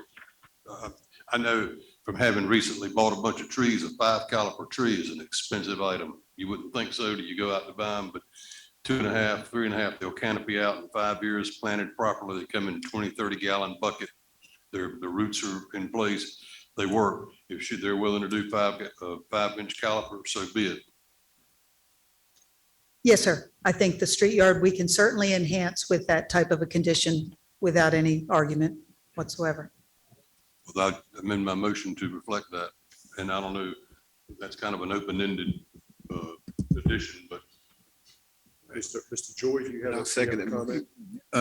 Councilmember Ravenbark, is that added condition that all of the street yard calipers will be twice the minimum instead of just the minimum? Is that what Yes, I'm sir. hearing? Yes. That works for us. Okay, and I'll second that. So that's Yeah, right. 4 That takes inches. it That's correct. They're generally 2.5 in that range, That's but perfect. yes, That's perfect. doubling them is possible. All right, so we've amended the condition. Mr. Rainbark has amended the condition. You have seconded that I'm seconding amendment. the condition, yes. Mr. Rainbark, will you read the consistent statement for the record, please?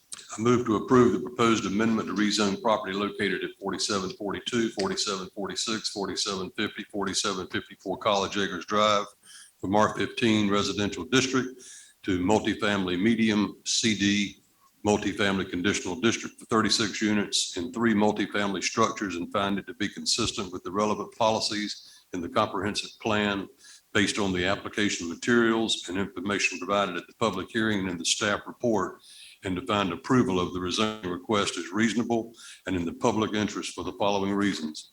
The proposed zoning is compatible with the neighborhood and would provide additional housing options. That's a hell of a long sentence without any Okay. breaths. All in favor of that motion? Can I say Yes, sir. Yes, ma'am. I'm sorry. I think that might be the first public hearing where people came and pleaded with you to buy their house so it can be torn down, so you can build something that I think is unattractive. I understand there's no family neighborhood there anymore. My problem is that it's much bigger than what we've agreed to for the whole, this project, which we knew was coming in phases.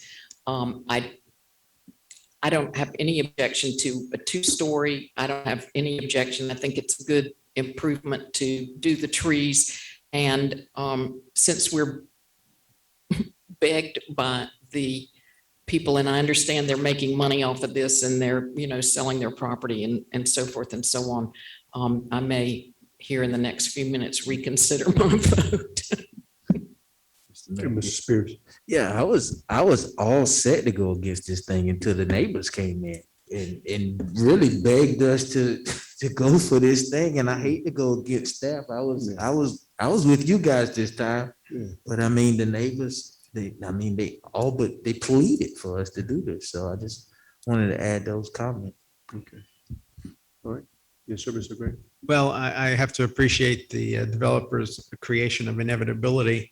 I remember I voted for the first set coming down the road because there was an improvement to build better housing and right next to the university. I never connected that this other group of buildings on the other side of the road were by the same developer, and that they essentially created inevitability for these last 4 lots.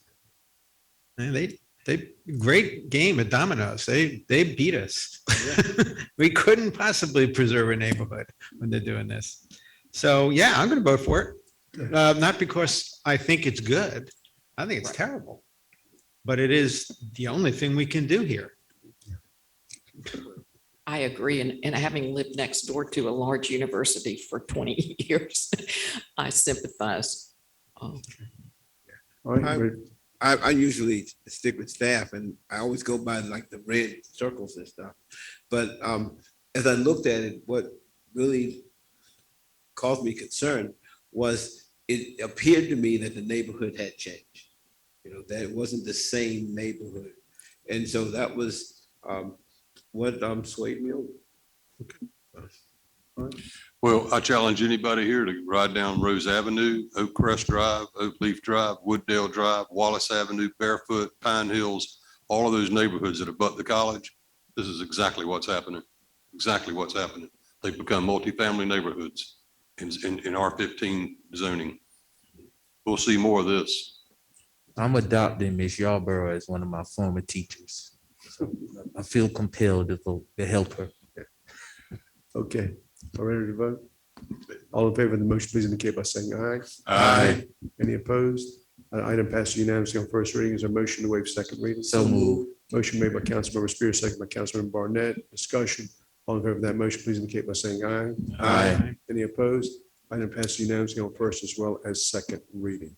That brings us to our next item of business, which is our ordinances. Item O1 is an ordinance appropriating FEMA funding of $37,775 and general fund transfer of $280,000 to the Buildings Capital Project for repair to windows and siding to 3 city-owned buildings. At this time, I'd like to recognize our manager, Mr. Tony Cottle. Mr. Cottle. Thank you, Mr. Mayor. Ms. Jennifer Moretti, our interim deputy city manager, will overview this item for us. Good evening, Mayor and Council. The item before you is an ordinance appropriating $317,775 for restoration of exterior windows at 3 city-owned and operated facilities. One facility is the City Hall Thalian Hall on 3rd Street that has 26 windows needing repair. There's the Community Arts Center on 2nd Street with 86 windows and siding repair. And then the Recreation Admin Office on Willard Street with 25 windows needing repair. Of the 26 windows needing repair at City Hall, 5 of these windows were damaged during Hurricane Florence, and we expect FEMA reimbursement of about $37,775 to cover the cost of these window repairs. The remaining repairs of City Hall and the other 2 facilities are estimated at $280,000, in which we are requesting to transfer general funds from the Hurricane Project to this repair project.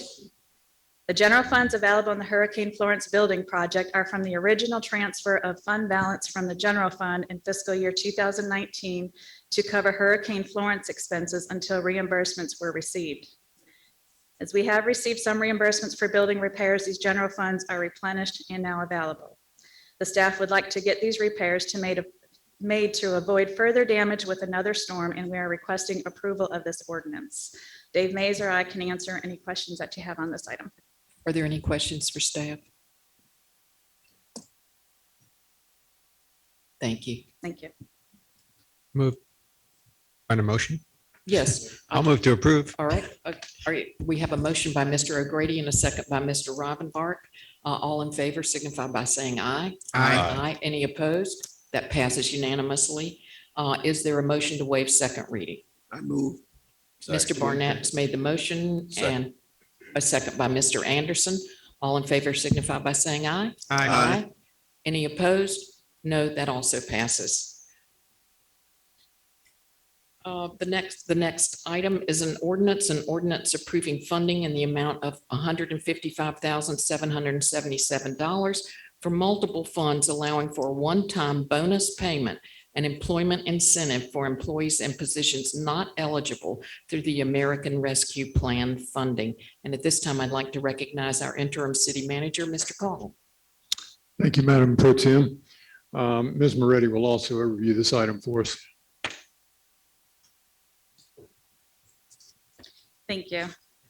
This item is an ordinance appropriating $155,777 from multiple funds to allow for a one-time bonus payment of a maximum amount of $700 to employees that worked through the pandemic and continued to keep services available to the citizens. Due to the nature of their job, this group is not eligible for the premium pay through the American Rescue Plan Act funding. The non-eligible group includes 156 employees, excluding executive staff. At the last agenda review, we discussed the use of American Rescue Plan funding of $2.5 million to provide one-time payment to eligible employees that we split into a tier 1 with a maximum amount of $2,800 and tier 2 with a maximum amount of $1,400. These tiers were based on the level of health risk exposure for the job performed, as some jobs require constant daily interaction with others and constant handling of possible contaminated materials. Tier 1 had the most exposure, while Tier 2 had a less exposure, but still some required to perform the job. The purpose of the payment is to acknowledge the risk these employees were placed in to continue the services to our citizens, as well as acknowledging the higher risk situations by providing a higher pay amount. This ordinance will cover the Tier 3 employees that worked remote or in a controlled environment where the interaction with others was limited, and they had the ability to be spaced apart or control the interaction. As this group is not eligible for the ARPA funding, the fund balance of the funds in relation to the employees must be used to cover this payment. Also included in this ordinance is the funding for the employment incentive of $1,000 to those vacant positions that were vacant pre-COVID and are not eligible for ARPA funding. There are 28 positions that are vacant above COVID period vacancies. Staff recommends providing this employment incentive to these vacant positions to get people hired in the positions as soon as possible. The ARPA funded including employment incentives for up to 41 positions. These areas of vacancies include police, public services, parks and recreation. Staff is requesting approval of this ordinance, and Clayton and I can answer any questions you have on this item. Any questions? Mr. Anderson? I asked this yesterday. And I just feel like it needs to be asked in more of in a meeting.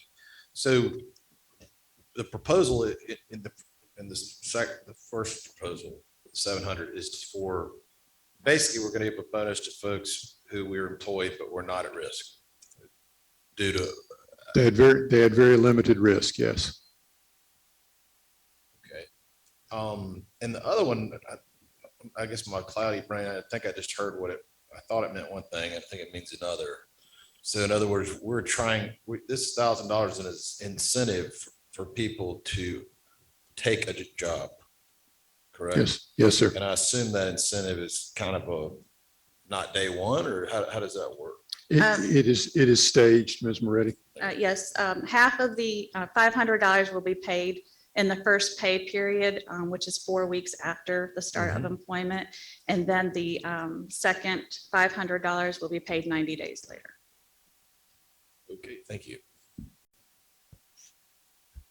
Yes, sir, Mr. Grants. And one of the groups we're trying to hire with these incentives are police officers and firemen. It's police, public services, which includes the recycling and trash and stormwater, as well as some parks ground technicians. Clayton, I don't know that fire is included in this position. Fire is not currently included in that. We just hired a group of 23 fire. Right, I saw them. So I was walking the dog when they all ran by.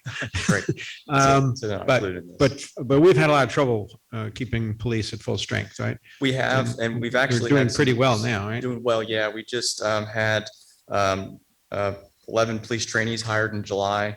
And then we had 6 police trainees that graduated last Friday from BLET that they're going on the street now. So that's one of the reasons for this incentive, is to encourage others to come and join us. Yes, sir, that's correct. That's great. Yep.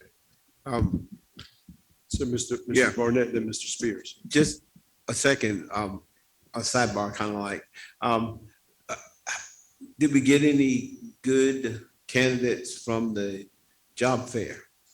Great question. I'm glad you asked that. We did. We had several folks that applied that day. We actually had 3 folks that were at the career fair. We interviewed them on Thursday for senior stormwater worker positions. I understand that we're moving forward with an offer with those 3. We also found a locksmith that we've been having trouble finding for our buildings and facility staff. So I consider that a good success for those 3. I know one of the things that I heard people, and I talked to a lot of folks that were staff there, and they said one of the challenges that we have is when you employ a person in the city, it's like almost a month before they get their first paycheck. And I don't know if there's anything we could do to kind of Yes. speed that up, but. We're working on that internally as we speak. We're doing a pilot study right now with the group of staff, and if that went well. But our plan is to move up our payroll a whole week so we can reduce that waiting period. That'd be good. Thank you. Mr. Spears.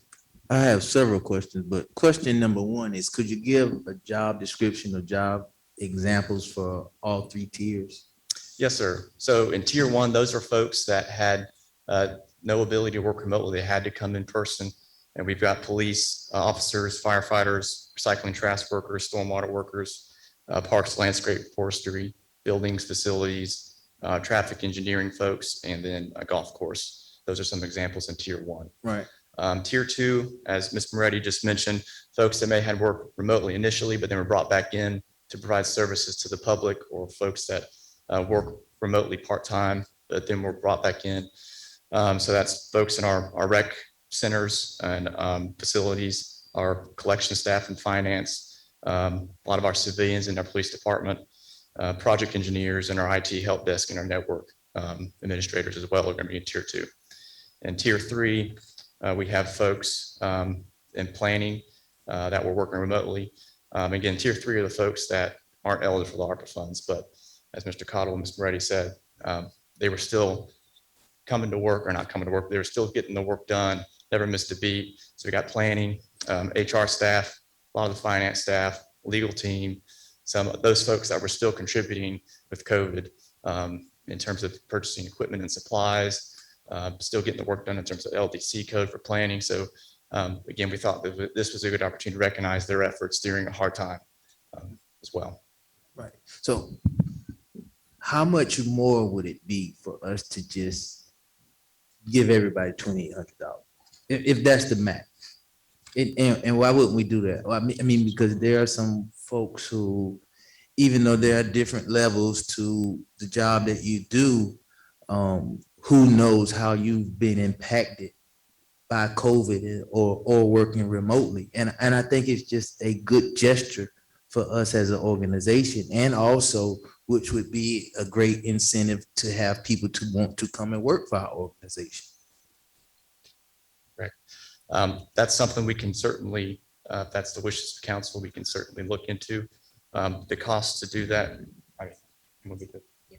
Yeah, so the total cost to do the tiered system that we're doing now is about 2.5 million. So 2.4 would come from ARPA funds and 120,000 would come from the general fund.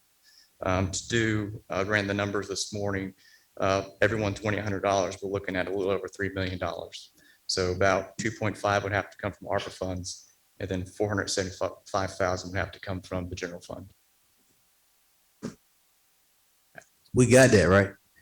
Do we have that? That's the tier system. I'm sorry. Do we have that? We would need an additional, probably 76,000 to pull from ARPA funds, which we could make that within the category. And then that would be an additional 300,000 that we would need to pull from the different fund balances of the funds for those tier 3 employees. I mean, that's a decision that council would need to make if that's what you want to fund. All right. Ms. Moretti, I think this question was asked yesterday, and not that it's going to influence my vote, but I do want to know, what did the county do with theirs? Were all their employees, do we even know? And I just need to ask that question because we constantly get hit with that from time to time with employees. And then, so I just, maybe someone can give me a hint of that. The county committed to giving all of their employees just over $3,000 apiece.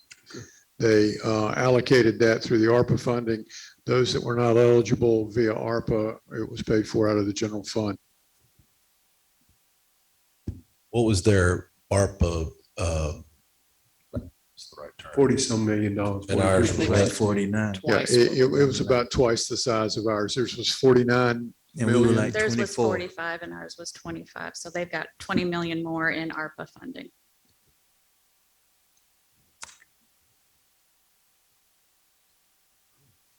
But the bulk comes out of the ARPA funding for whatever we do. So what you said, what, how much more? $300,000 to come out of our general fund to make everybody Is that happy? what you said, Ms. Moretti? Yeah, the total would be 475,000 from the general fund.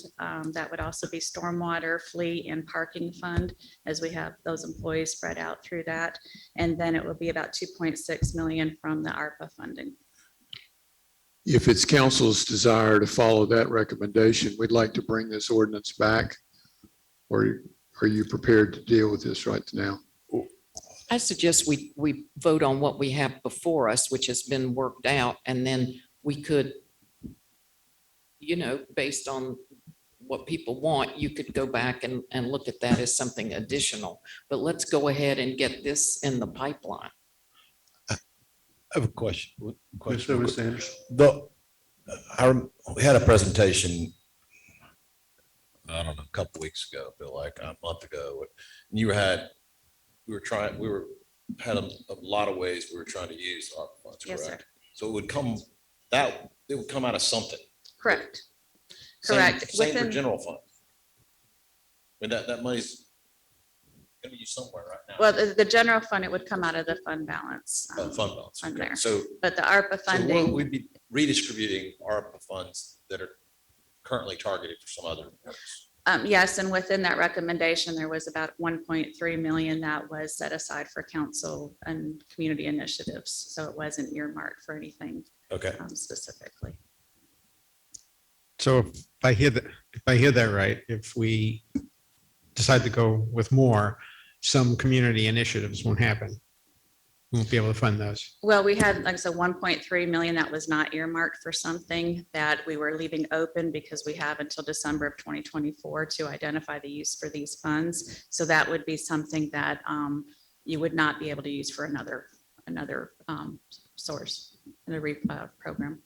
Which funds are those? The ARPA funds. So he's talking about the general fund though, about doing more money from the general fund. We think long and hard before we spend money out of the general fund. I mean, We sure that's a very long process.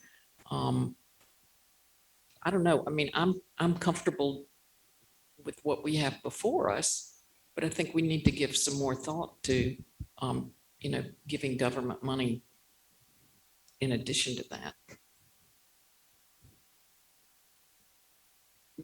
So, Mr. Gray. Well, I certainly agree that we shouldn't do it on a fly like this. I'd be fine with approving what you've brought so far, and then you can come back with a further proposal and we can look at that.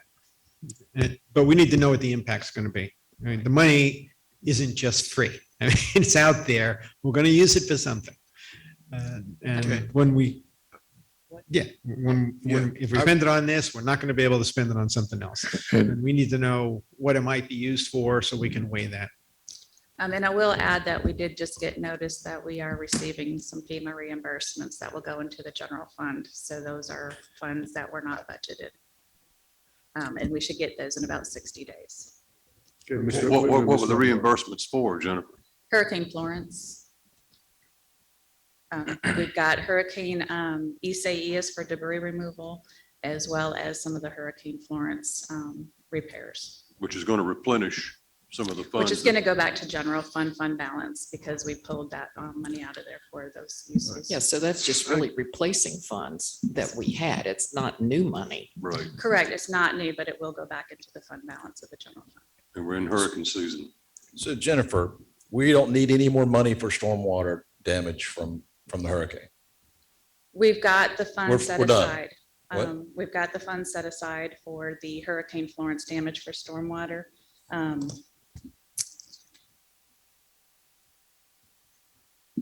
We're in a lot better financial condition than I thought we were then. Seems like we can always go, we're flush. I guess the thing, with all respect to the county, how you can choose to give someone the exact same benefit as someone who's been face to face with the public every day during COVID and truly risking their lives versus someone who worked from home. I'm not saying that somebody worked from home didn't have some complications in their life. We all did, if you have children especially. But, giving them the same amount, it flies in the face of, just trying to give everybody one thing versus the risks don't compare, the risk reward to me. So I like the measured approach. Right. I like the idea. Mr. Anderson, what did you say, that last comment? I like a more measured, whatever we want to call it, tiered, sorry. Okay. I'm gonna give Mr. Barnett. Yeah, I like the idea of really looking into it, because I agree, you can't just start a number and make it work without saying to us, here's where it's gonna come from, and here's how we can really, and I think I'm understanding what Kevin is saying, in that we really want to appreciate all of our employees. So I want you to find out what it would really cost. Yeah. How we can do that. And I would like to just add that the guidance that we're following from the US Treasury on the premium pay is it's to offer additional support to those who have bared the greatest health risks because of their service in critical sections. So that is how we based our tiers on, to recognize those that put their health at the greatest risk, and then tiered it down to recognize those that still recognize the work that they did providing the services to the citizens, but acknowledging that there were those that were came to work every day to provide those services. Neil, do you not feel like you were at risk in your position? I mean, I work remotely here, and I'm not talking about us getting money. I'm just saying, Marv, there's no need to look puzzled. I want you to understand me. Can you hear me? Okay. Well, I'm just saying, you can't. How can you judge the risk that a person took because they work remotely? We were all in a pandemic, so there were risks even for a extenuating period of time. Last year, the children were at home. And you had to deal with children being at home, and you had to deal with how you were going to get children to school, and you had to deal with this thing and that thing. And so the risk was there for everybody. So I think if the bulk of this money comes from ARPA and we have to throw in just a pinch, and I'm not saying just go be all willy-nilly with our money, but on the other hand, we are somewhat willy-nilly with our money about how we want to spend it. I've often said, let's invest in our people. This is our opportunity as an organization to invest in our people. I don't disagree with that, Kevin. I think that to Neil's point, there was obviously policemen and firemen and those people in stormwater and trash that were out there in the public every single day, even when we really didn't know how this COVID was going to really impact our health. And there was obviously the city and the city government continued to run, and I would say almost flawlessly. And that's due to the fact of the management team and the people out there that are committed to getting things done and working. So I do agree that everybody should be paid something, but I think it should be something based on some kind of a tier level. Those that had much more exposure or were out there in the general public, I think should be paid a little bit higher than those that maybe were at home. But I do agree with you that people that their whole lives were disrupted. And so that's, I kind of see your point there. And I see the guidelines from what the US government has also set down here, which makes some sense. If it makes it easier, make it 2 tiers then. Let me ask a question. 2,800 and 1,400. Mr. Ravenmark. How many people who work for the city lost their job during the pandemic or were laid off? No one was laid off. No one. My point, they continued to draw their pay. If they were salaried, they continued to draw their salary. I mean, think of all the people out there in the city of Wilmington who couldn't work, restaurant people. I mean, people in the hotel business, people in the hospitality business. I mean, they lost their jobs. They lost everything. They didn't have a penny coming in. Our people continued to work, much like when the downturn hit 2008, 9, 10. The county was over there putting people on furlough and laying them off. We didn't. Our people continued to work. That's how we invested in our employees. No, well, some people who were able to work really got paid from not working and still have not returned back to work because what they got paid was more than their employer was paying them. And so now the employers are having a hard time getting people back to work. So,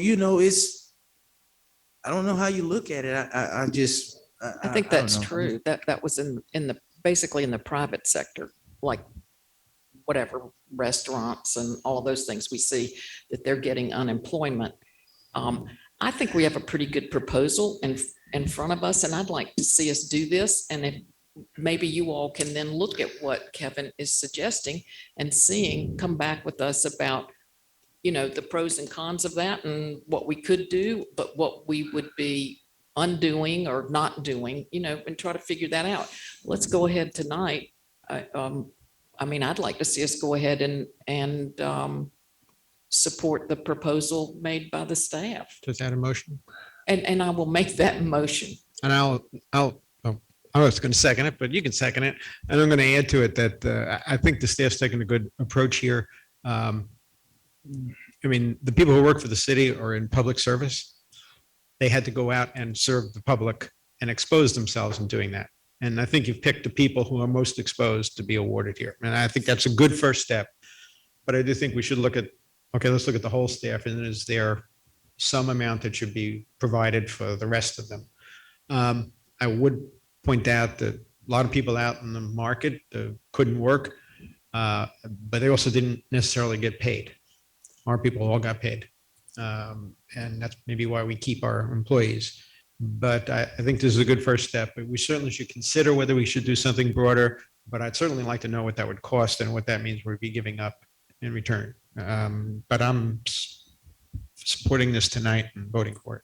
I'd just like to make one more comment just for the public's benefit that this, there are no additional monies or anything going to members of the city council or to the executive staff, which are the managers and the lead management personnel. Just wanted to make that clear.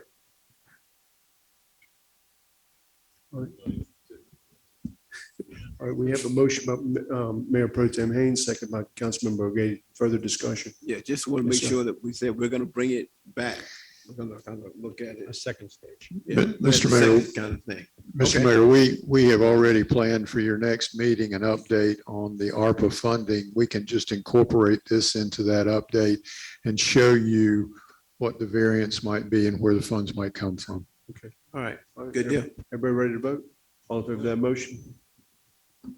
All right, all in favor of that motion, please indicate by saying aye.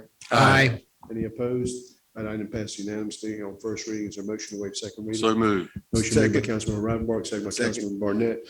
Discussion, all in favor of that motion, please indicate by saying aye. Aye. Any opposed? That passes unanimously on first as well as second reading. That brings us to the next item of business, which is our resolutions. We have two this evening. Item R1 is a resolution authorizing this interim city manager to enter into a contract with Intellect Incorporated for professional services related to the Rise Together Initiative for Diversity, Inclusion, and Equity Assessment, Training, and Support. And this time, I'd like to recognize Mr. Carter. Mr. Carter. Thank you, Mr. Mayor. Mr. Thomas Moten, our Deputy City Manager, will overview this item for us. Good evening, Mayor Pro Tem Haynes, members of council. Thank you for this opportunity to provide this information to you. You may see in the background members of the entity that we will be recommending. This action relates to the Rise Together initiative, wherein City Council had the foresight to adopt a resolution in August of 2020 that unanimously set the organizational course to really devote time and attention to examining our efforts as it relates to diversity, equity, inclusion, recognizing that we've done work in this area and there's still opportunities for improvement. Have some brief remarks, and then towards the end, I would like to introduce the members of the team that are here. If you allow me just to take privilege for a moment, I want to recognize Eris Dunstan, who served as the project manager on this endeavor. The resolution before you today recommends approving the award of a Rise Together Initiative professional services contract to Intellect Inc., based in Fort Mill, South Carolina, with consultants in North Carolina as well as across the United States. City staff published this notice seeking requests for qualifications in April. We received 9 proposals. We actually did direct solicitations to just over 24 entities. And so 9 responses was very strong. A committee composed of internal, external individuals examined and evaluated the 9 proposals. From those 9, 4 firms were selected for further evaluation. The committee provided their feedback on those interviews, and the recommendation is Intellect. And I think you'll understand why a little bit later. The individuals that served on that team included representatives from the Communications Office, Economic Development, Police Department. Also, we had representatives from the Chamber of Commerce and a Community Service Social Agency representative. I think I'm missing one person, but I'll circle back around and hit that again in a minute. Today's contract award advances council's directives in the Rise Together resolution and aligns with council's feedback provided at the January 22nd, 2021 budget work session, during which staff provided council a strategic overview of how to move the Rise Together initiative forward. And if you remember, that was in this room where staff laid out a year one approach that included some foundational work, some training as well, that recommended also looking at benchmarking and staffing this endeavor. The contract key components include city investments in management and staff skill building, professional development, employee work climate assessment, community stakeholder assessment, customized and individualized executive coaching, and creation of a multi-year equity strategic plan. The FY 21-22 budget includes $160,000 for this purpose. The Rise Together initiative is more than just about white and Black resident relations. It's about how a city can better connect and serve all segments of the community. This effort includes all ethnicities, religious affiliations, sexual identity, LGBTQ, gender, age, military status, social economic status, educational attainment, geographic region in which you reside or your place of birth, thinking styles, physical ability, and so forth. By that, I mean the intent is to be broadly diverse and also inclusive. So why is this work being done by the management team, staff, and intellect important? At its core, diversity, equity, inclusion are about creating an environment where everyone has an opportunity to create a strong sense of bond with their community, possess a strong sense of belonging, and a sense of being respected. The work includes fostering an understanding that all persons' lived experiences and histories are important and valued. As a city council representing all facets of the community, you have undoubtedly the most challenging task of making policy while balancing and allocating the organization's limited resources in an equitable and fair manner. I'm confident that you've heard from your constituencies at some point in time, why are public dollars being spent over there and not being spent over here? Or why not spend more on this project than that project?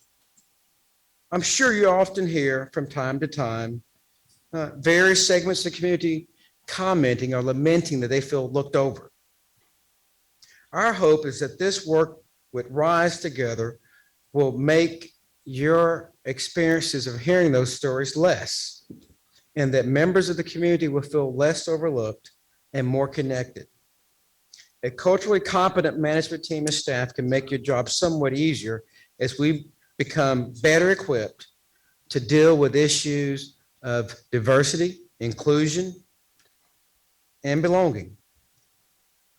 As we develop the various programs and services, as well as the policies, and we're more conscious of the intent and the impact of those policies and programs. The work that the leadership team and staff will carry out with Intellect will equip them with a better understanding of equity. The team will develop the tools to better understand how staff's recommended policies and services may have unintended consequences, both positive and negative, on employees, residents, and stakeholders. It's hard to be 100% certain. However, when you think about applying an equity lens, conversations even like today regarding the COVID bonuses comes into play. Recently, in a workshop that the management team worked on, it was the thought of looking at a numeral that was written to be a 9. And from where I'm standing, I wrote it with the intention to be a 9, but the person on the other side of me, facing me, saw 6. The person on my right saw an E, and the person on my left saw a G. In essence, this work is asking us to take the time to step on the other side from where we are to perhaps have a better understanding of the needs of others. At this point, with your permission, I would like to introduce Kitty Watson, the founder of Intellect, and then she will introduce members of her team to briefly give you a little background about them. And at the conclusion, we'll all be available to answer any questions you may have. Thank you for your time and attention. Thank you, Tom. And it's wonderful for us to get to meet you tonight and to listen. We also realize that you've been listening for a long time. And so we want to answer any questions that you have, but also be very conscious of the hour and questions that you might have, but also getting to know us. I am Kitty Watson, and I am the president and founder of Intellect. Before starting Intellect, I taught at Tulane University and I was chair of the Department of Communication. It was there that I started another company that really focused on communication and working with leaders and organizations throughout the country. It was at that time that inclusion became a very real part of who we are. So when I started Intellect in 2000, we started with a new vision. And that vision is to better the world by growing leaders and building creative, high integrity workplaces. And tonight, what I'd like to do is to give you a taste of some of the people that will be partnering with you on this initiative. Two of our individuals that were here with you earlier had to drop off, one because of a coaching call and one going to pick up a sister at the airport. But I will introduce a little bit about them and then some of our other members of the team. The person that I want to introduce first is Marley Bollinger. And Marley is the practice lead for our diversity, equity, inclusion area. And so Marley, if you would introduce yourself, that would be wonderful. Good evening, Mayor Sappho, Mayor Pro Tem Haynes, and the City Council. Thank you, Kitty, for that introduction. I feel like I've been home tonight, sitting with you all here in this meeting because I lived in Wilmington for 18 wonderful years and only moved to Charlotte for family reasons about a year ago. So I feel like I've come home tonight. While I was in Wilmington, I had the honor of serving on the UNCW Board of Visitors for 6 years. I'm a trustee for an HBCU in Raleigh. I do executive coaching for Duke faculty, UNCW faculty. And I was part of the capital campaign for GLOW Academy. I'm sure many of you are aware of GLOW in Wilmington. And I did special service projects at Coddington Elementary in Forest Hills. It was a program called Every Kindness Counts. And Coddington did 7,000 kind acts in 1 week. So those are just a few examples of my Wilmington experience. And I love the city of Wilmington. I love friends there. And I'm just so honored that I get to work with you to help build bridges for Wilmington and to support you in this important resolution that you so boldly made. We are all about inclusion, as Kitty said, and we bring all of our experiences in building equitable, inclusive teams together to you. So I look forward to working with you. Thank you, Marilee. And the next person I'd like to introduce is someone that has worked in your own backyard, and that is John Gregory. And John, if you would tell the mayor and the council a little bit about yourself. Good evening, Mayor and Council, and it's a pleasure to be before you today. It's like old times listening to a council meeting and the resolutions and ordinances. Spent many years in the city of High Point for 30 years on the High Point Police Department. Retired there as a deputy chief, and served as a police chief in Rock Hill, South Carolina for over 10 years.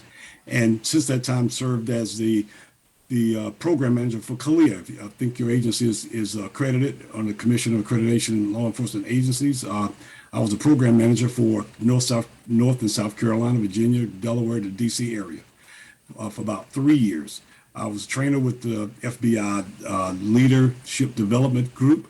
I'm also a coach and leader with Intellect, of course, but diversity has always been part of my story. It's always been part of the issues that I've had to deal with as a human being existing, because it's become a passion of mine to bring equity. As in Rock Hill, South Carolina, that was, as being the chief, I was in a position to shepherd that program with intention to create accountability, fair, equal playing field, and opportunity for everyone there, holding everyone accountable, and create a diverse and balanced community and a reduction in crime. So I look very forward to working not only with the police, but working with the city in total, because diversity is not a departmental thing, it's people thing. And again, it's a pleasure to be before you and a pleasure to work with you in the future. Thank you, John. In addition, who we have on the call tonight is Shirley Jenright. And Shirley, your camera is not on and your microphone is on mute. And so if you could, I sent you a text about that, but if you don't show up in a second, I'll start introducing you and some of the others that didn't get to stay with us on the call tonight.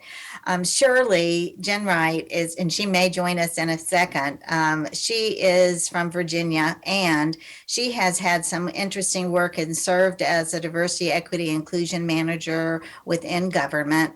In addition to that, she has done some wonderful work with some of the Fairfax County in Virginia, where she started the Communities of Trust. So she's a member of our team that is used to working with bringing the community together with government to create programs and systems that work for everyone.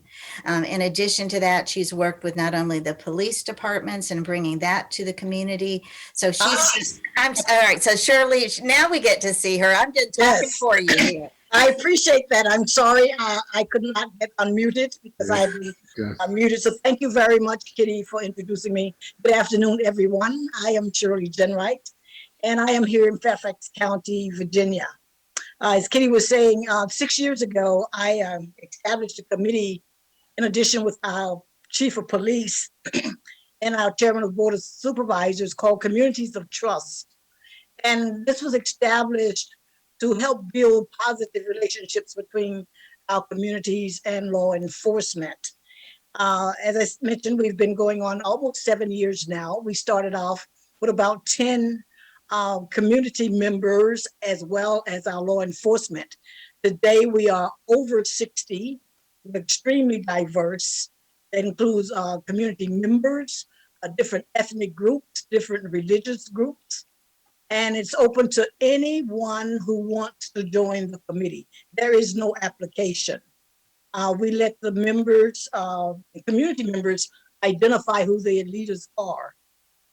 We hold monthly meetings, and in those meetings, we identify issues that are ongoing in the community. Each community member has a responsibility to bring an issue, if there is one, to the committee.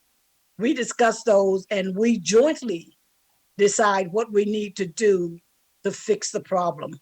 If it's within our purview, if it is not, then we raise it to whoever needs to do it. I have been a diversity manager for the Federal Aviation Administration. I've also served as a member of the Diversity, Equity, and Inclusion Commission for Governor McAuliffe in Virginia. I am currently on the Diversity, Equity, and Inclusion Task Force in Fairfax County. I am looking forward to working with you.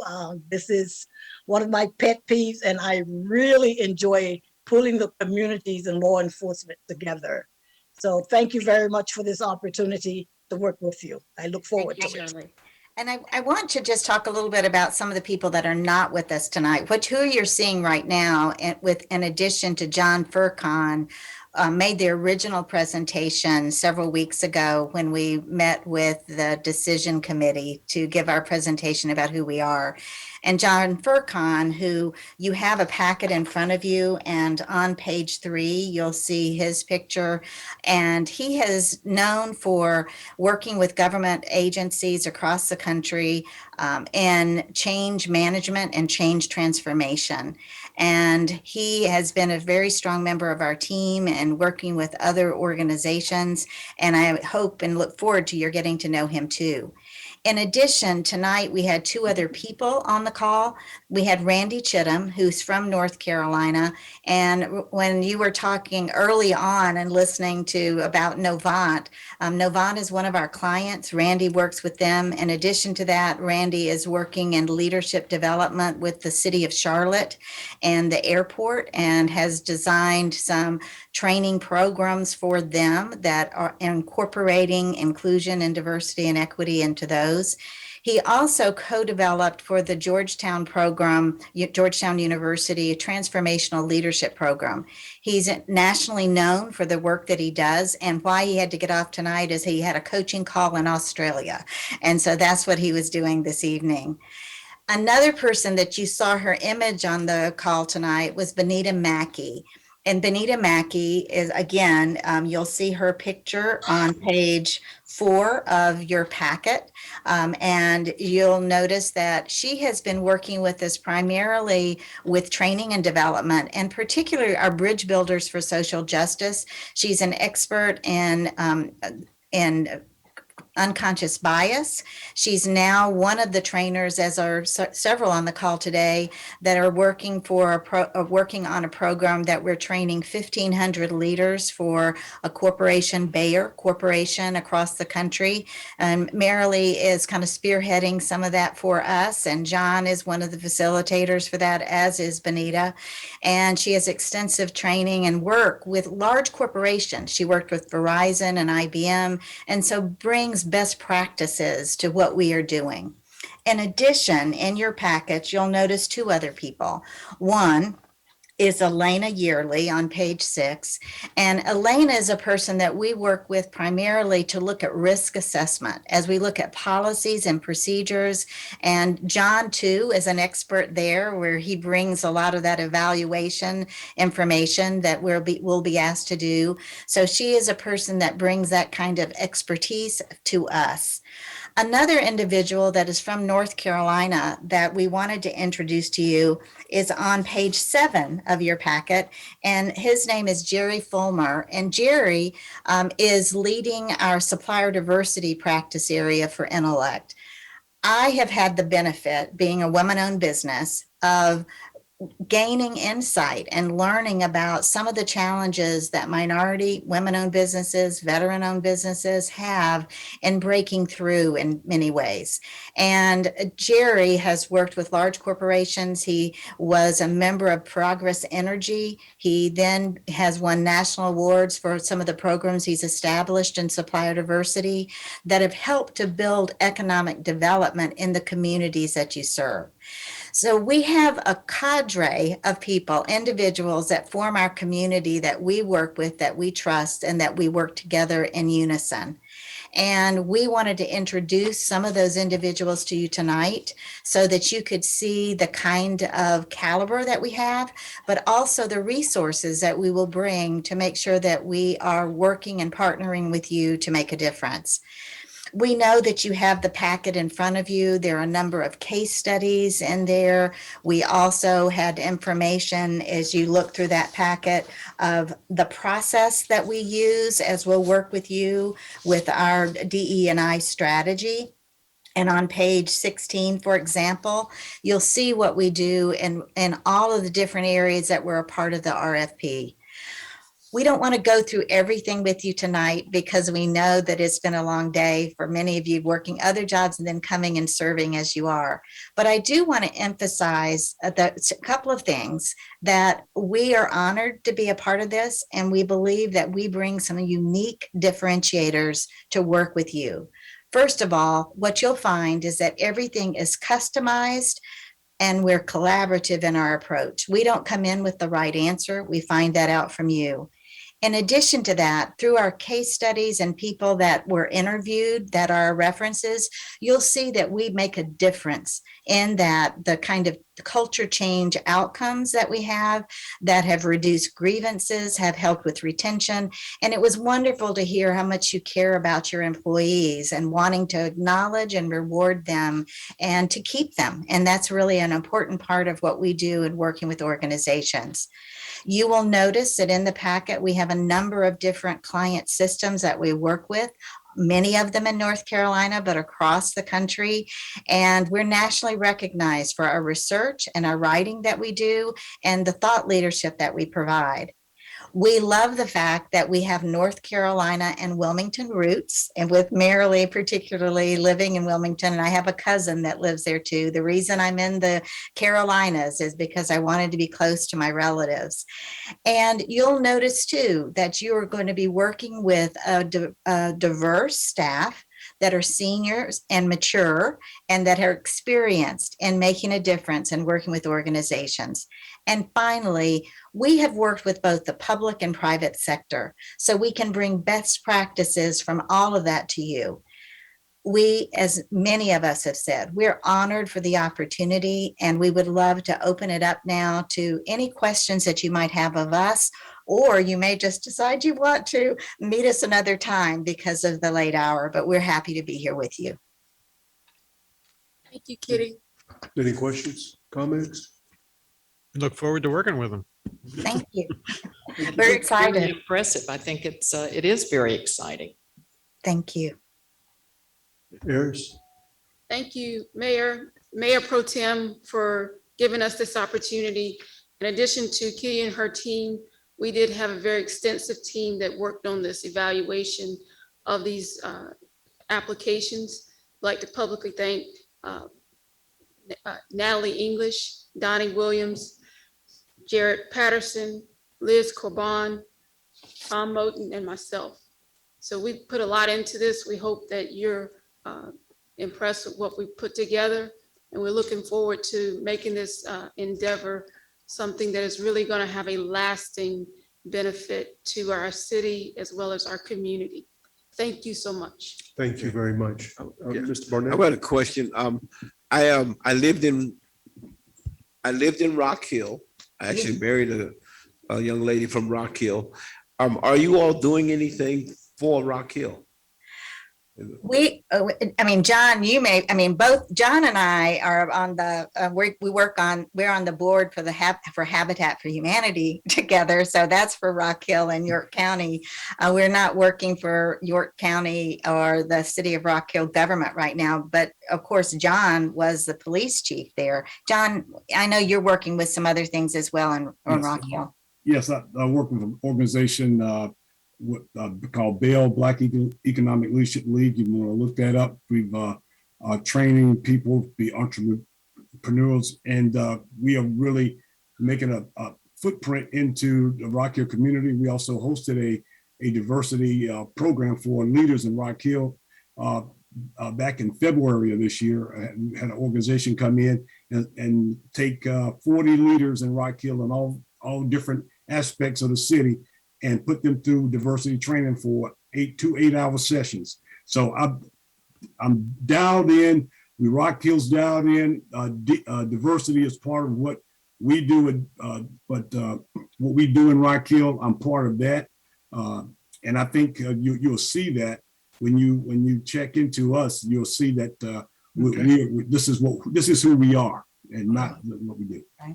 I will say that I am on the advisory board in the business school for Winthrop, where 8 of my great aunts went when it was just a women's school. So we're tied to the community in different ways, but not doing actual work, paid work. We're volunteering. Okay, cool. Thank you. Okay. Thank you very much. Looking forward to working with you folks. Thank you. Thank you for the opportunity. Thank you.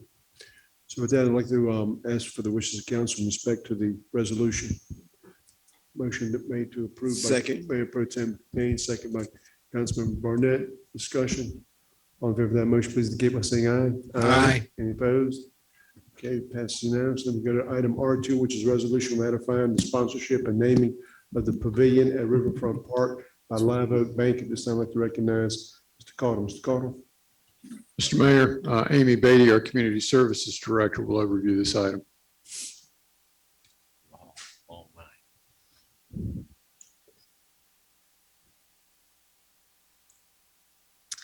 Good evening, Mayor Pro Tem, and City Council. This resolution ratifies an agreement that Live Nation, our venue manager for the Live Oak Bank Pavilion at Riverfront Park, has made with Live Oak Bank. Per the terms of our agreement with Live Nation, Live Nation has the power and authority to name the pavilion through a facility title sponsorship agreement. They have done so, and this is the city ratifying that agreement. Any question, Ms. Beatty? Okay. Thank you, Amy. Welcome. Okay, what are the wishes of council in respect to the item? Move the item. We have a motion made by Councilmember Anderson. Second. Second by Mayor Pro Tem Haynes. Discussion. All in favor of that motion, please indicate by saying aye. Aye. Any opposed? Item passes unanimously. This concludes the regular agenda. Are there any items to be brought forward by Mr. Cottle? Thank you, Mr. Mayor. They say you can never go home again, but we're going home again. The last meeting of August will be held in Thalian Hall, as will the agenda briefing. We'll be taking some precautions there in terms of separation of seating, et cetera, but we will be returning back to Thalian Hall on the 16th, I believe. Great. Very good. Thank you. Mr. Attorney, No items, Mr. Mayor. Madam Clerk, Mr. Spears. Yes, sir. I actually had a laundry list of things to discuss tonight, but I'll keep it brief. We've heard a lot of things in tonight's meeting. We've heard such things as public servants. We've heard such things as Rise Together initiatives. And it just brings me to the point of how we go about conducting business as humans, conducting business with other humans, how we conduct business as professionals, how we conduct ourselves as citizens. I think we need to pay more attention as to how we treat others. The respect we give, the respect we receive. When we're serving, when we're fellowshipping, when we're conducting business. I won't provide a lot of light to negativity. I'll speak more so to the people who positively make this city go round. And I would like to tip my hat to you. Thank you for buying into the process because it's not always easy to be in this arena. Thank you. Thank you. Ms. Anderson? Mr. Ravamar? Madam Pro Tem? Well, I probably should leave this for Clifford, but I just want to encourage anybody who has not been vaccinated to please rethink that and speak with your doctor, speak with people that you trust, and really consider going and getting the vaccination, because this new variant, the Delta variant, is extremely dangerous and it's spread very quickly amongst younger people. And you can watch anything on television and read any of the news and see that this is real. This is taking people's lives and we don't want to lose another person. So I just encourage any and all of you that have been hesitant to please rethink that and go and get vaccinated. Mr. Grady? On a lighter note, but important note that you made, the Vivace Music Festival continues here in Wilmington. They're playing almost every weekend. I attended the Tchaikovsky presentation. It was just great. And I usually fall asleep and things like that, but I didn't during this one. It was wonderful. We're going again this weekend. Buy yourself a ticket before it's over. Thank you. Mr. Barnett? All right, sure. I agree with Mayor Pro Tem. Please, those of you who have decided not to get the shot, please reconsider that, not only for you, but for others around you. That's the one thing. And then the other thing is my grandmother would be 111 on August 13th. We won't meet before then. And I just thought I'd take a moment to just mention her name. Her name is Frances Rebecca Benson Curtis.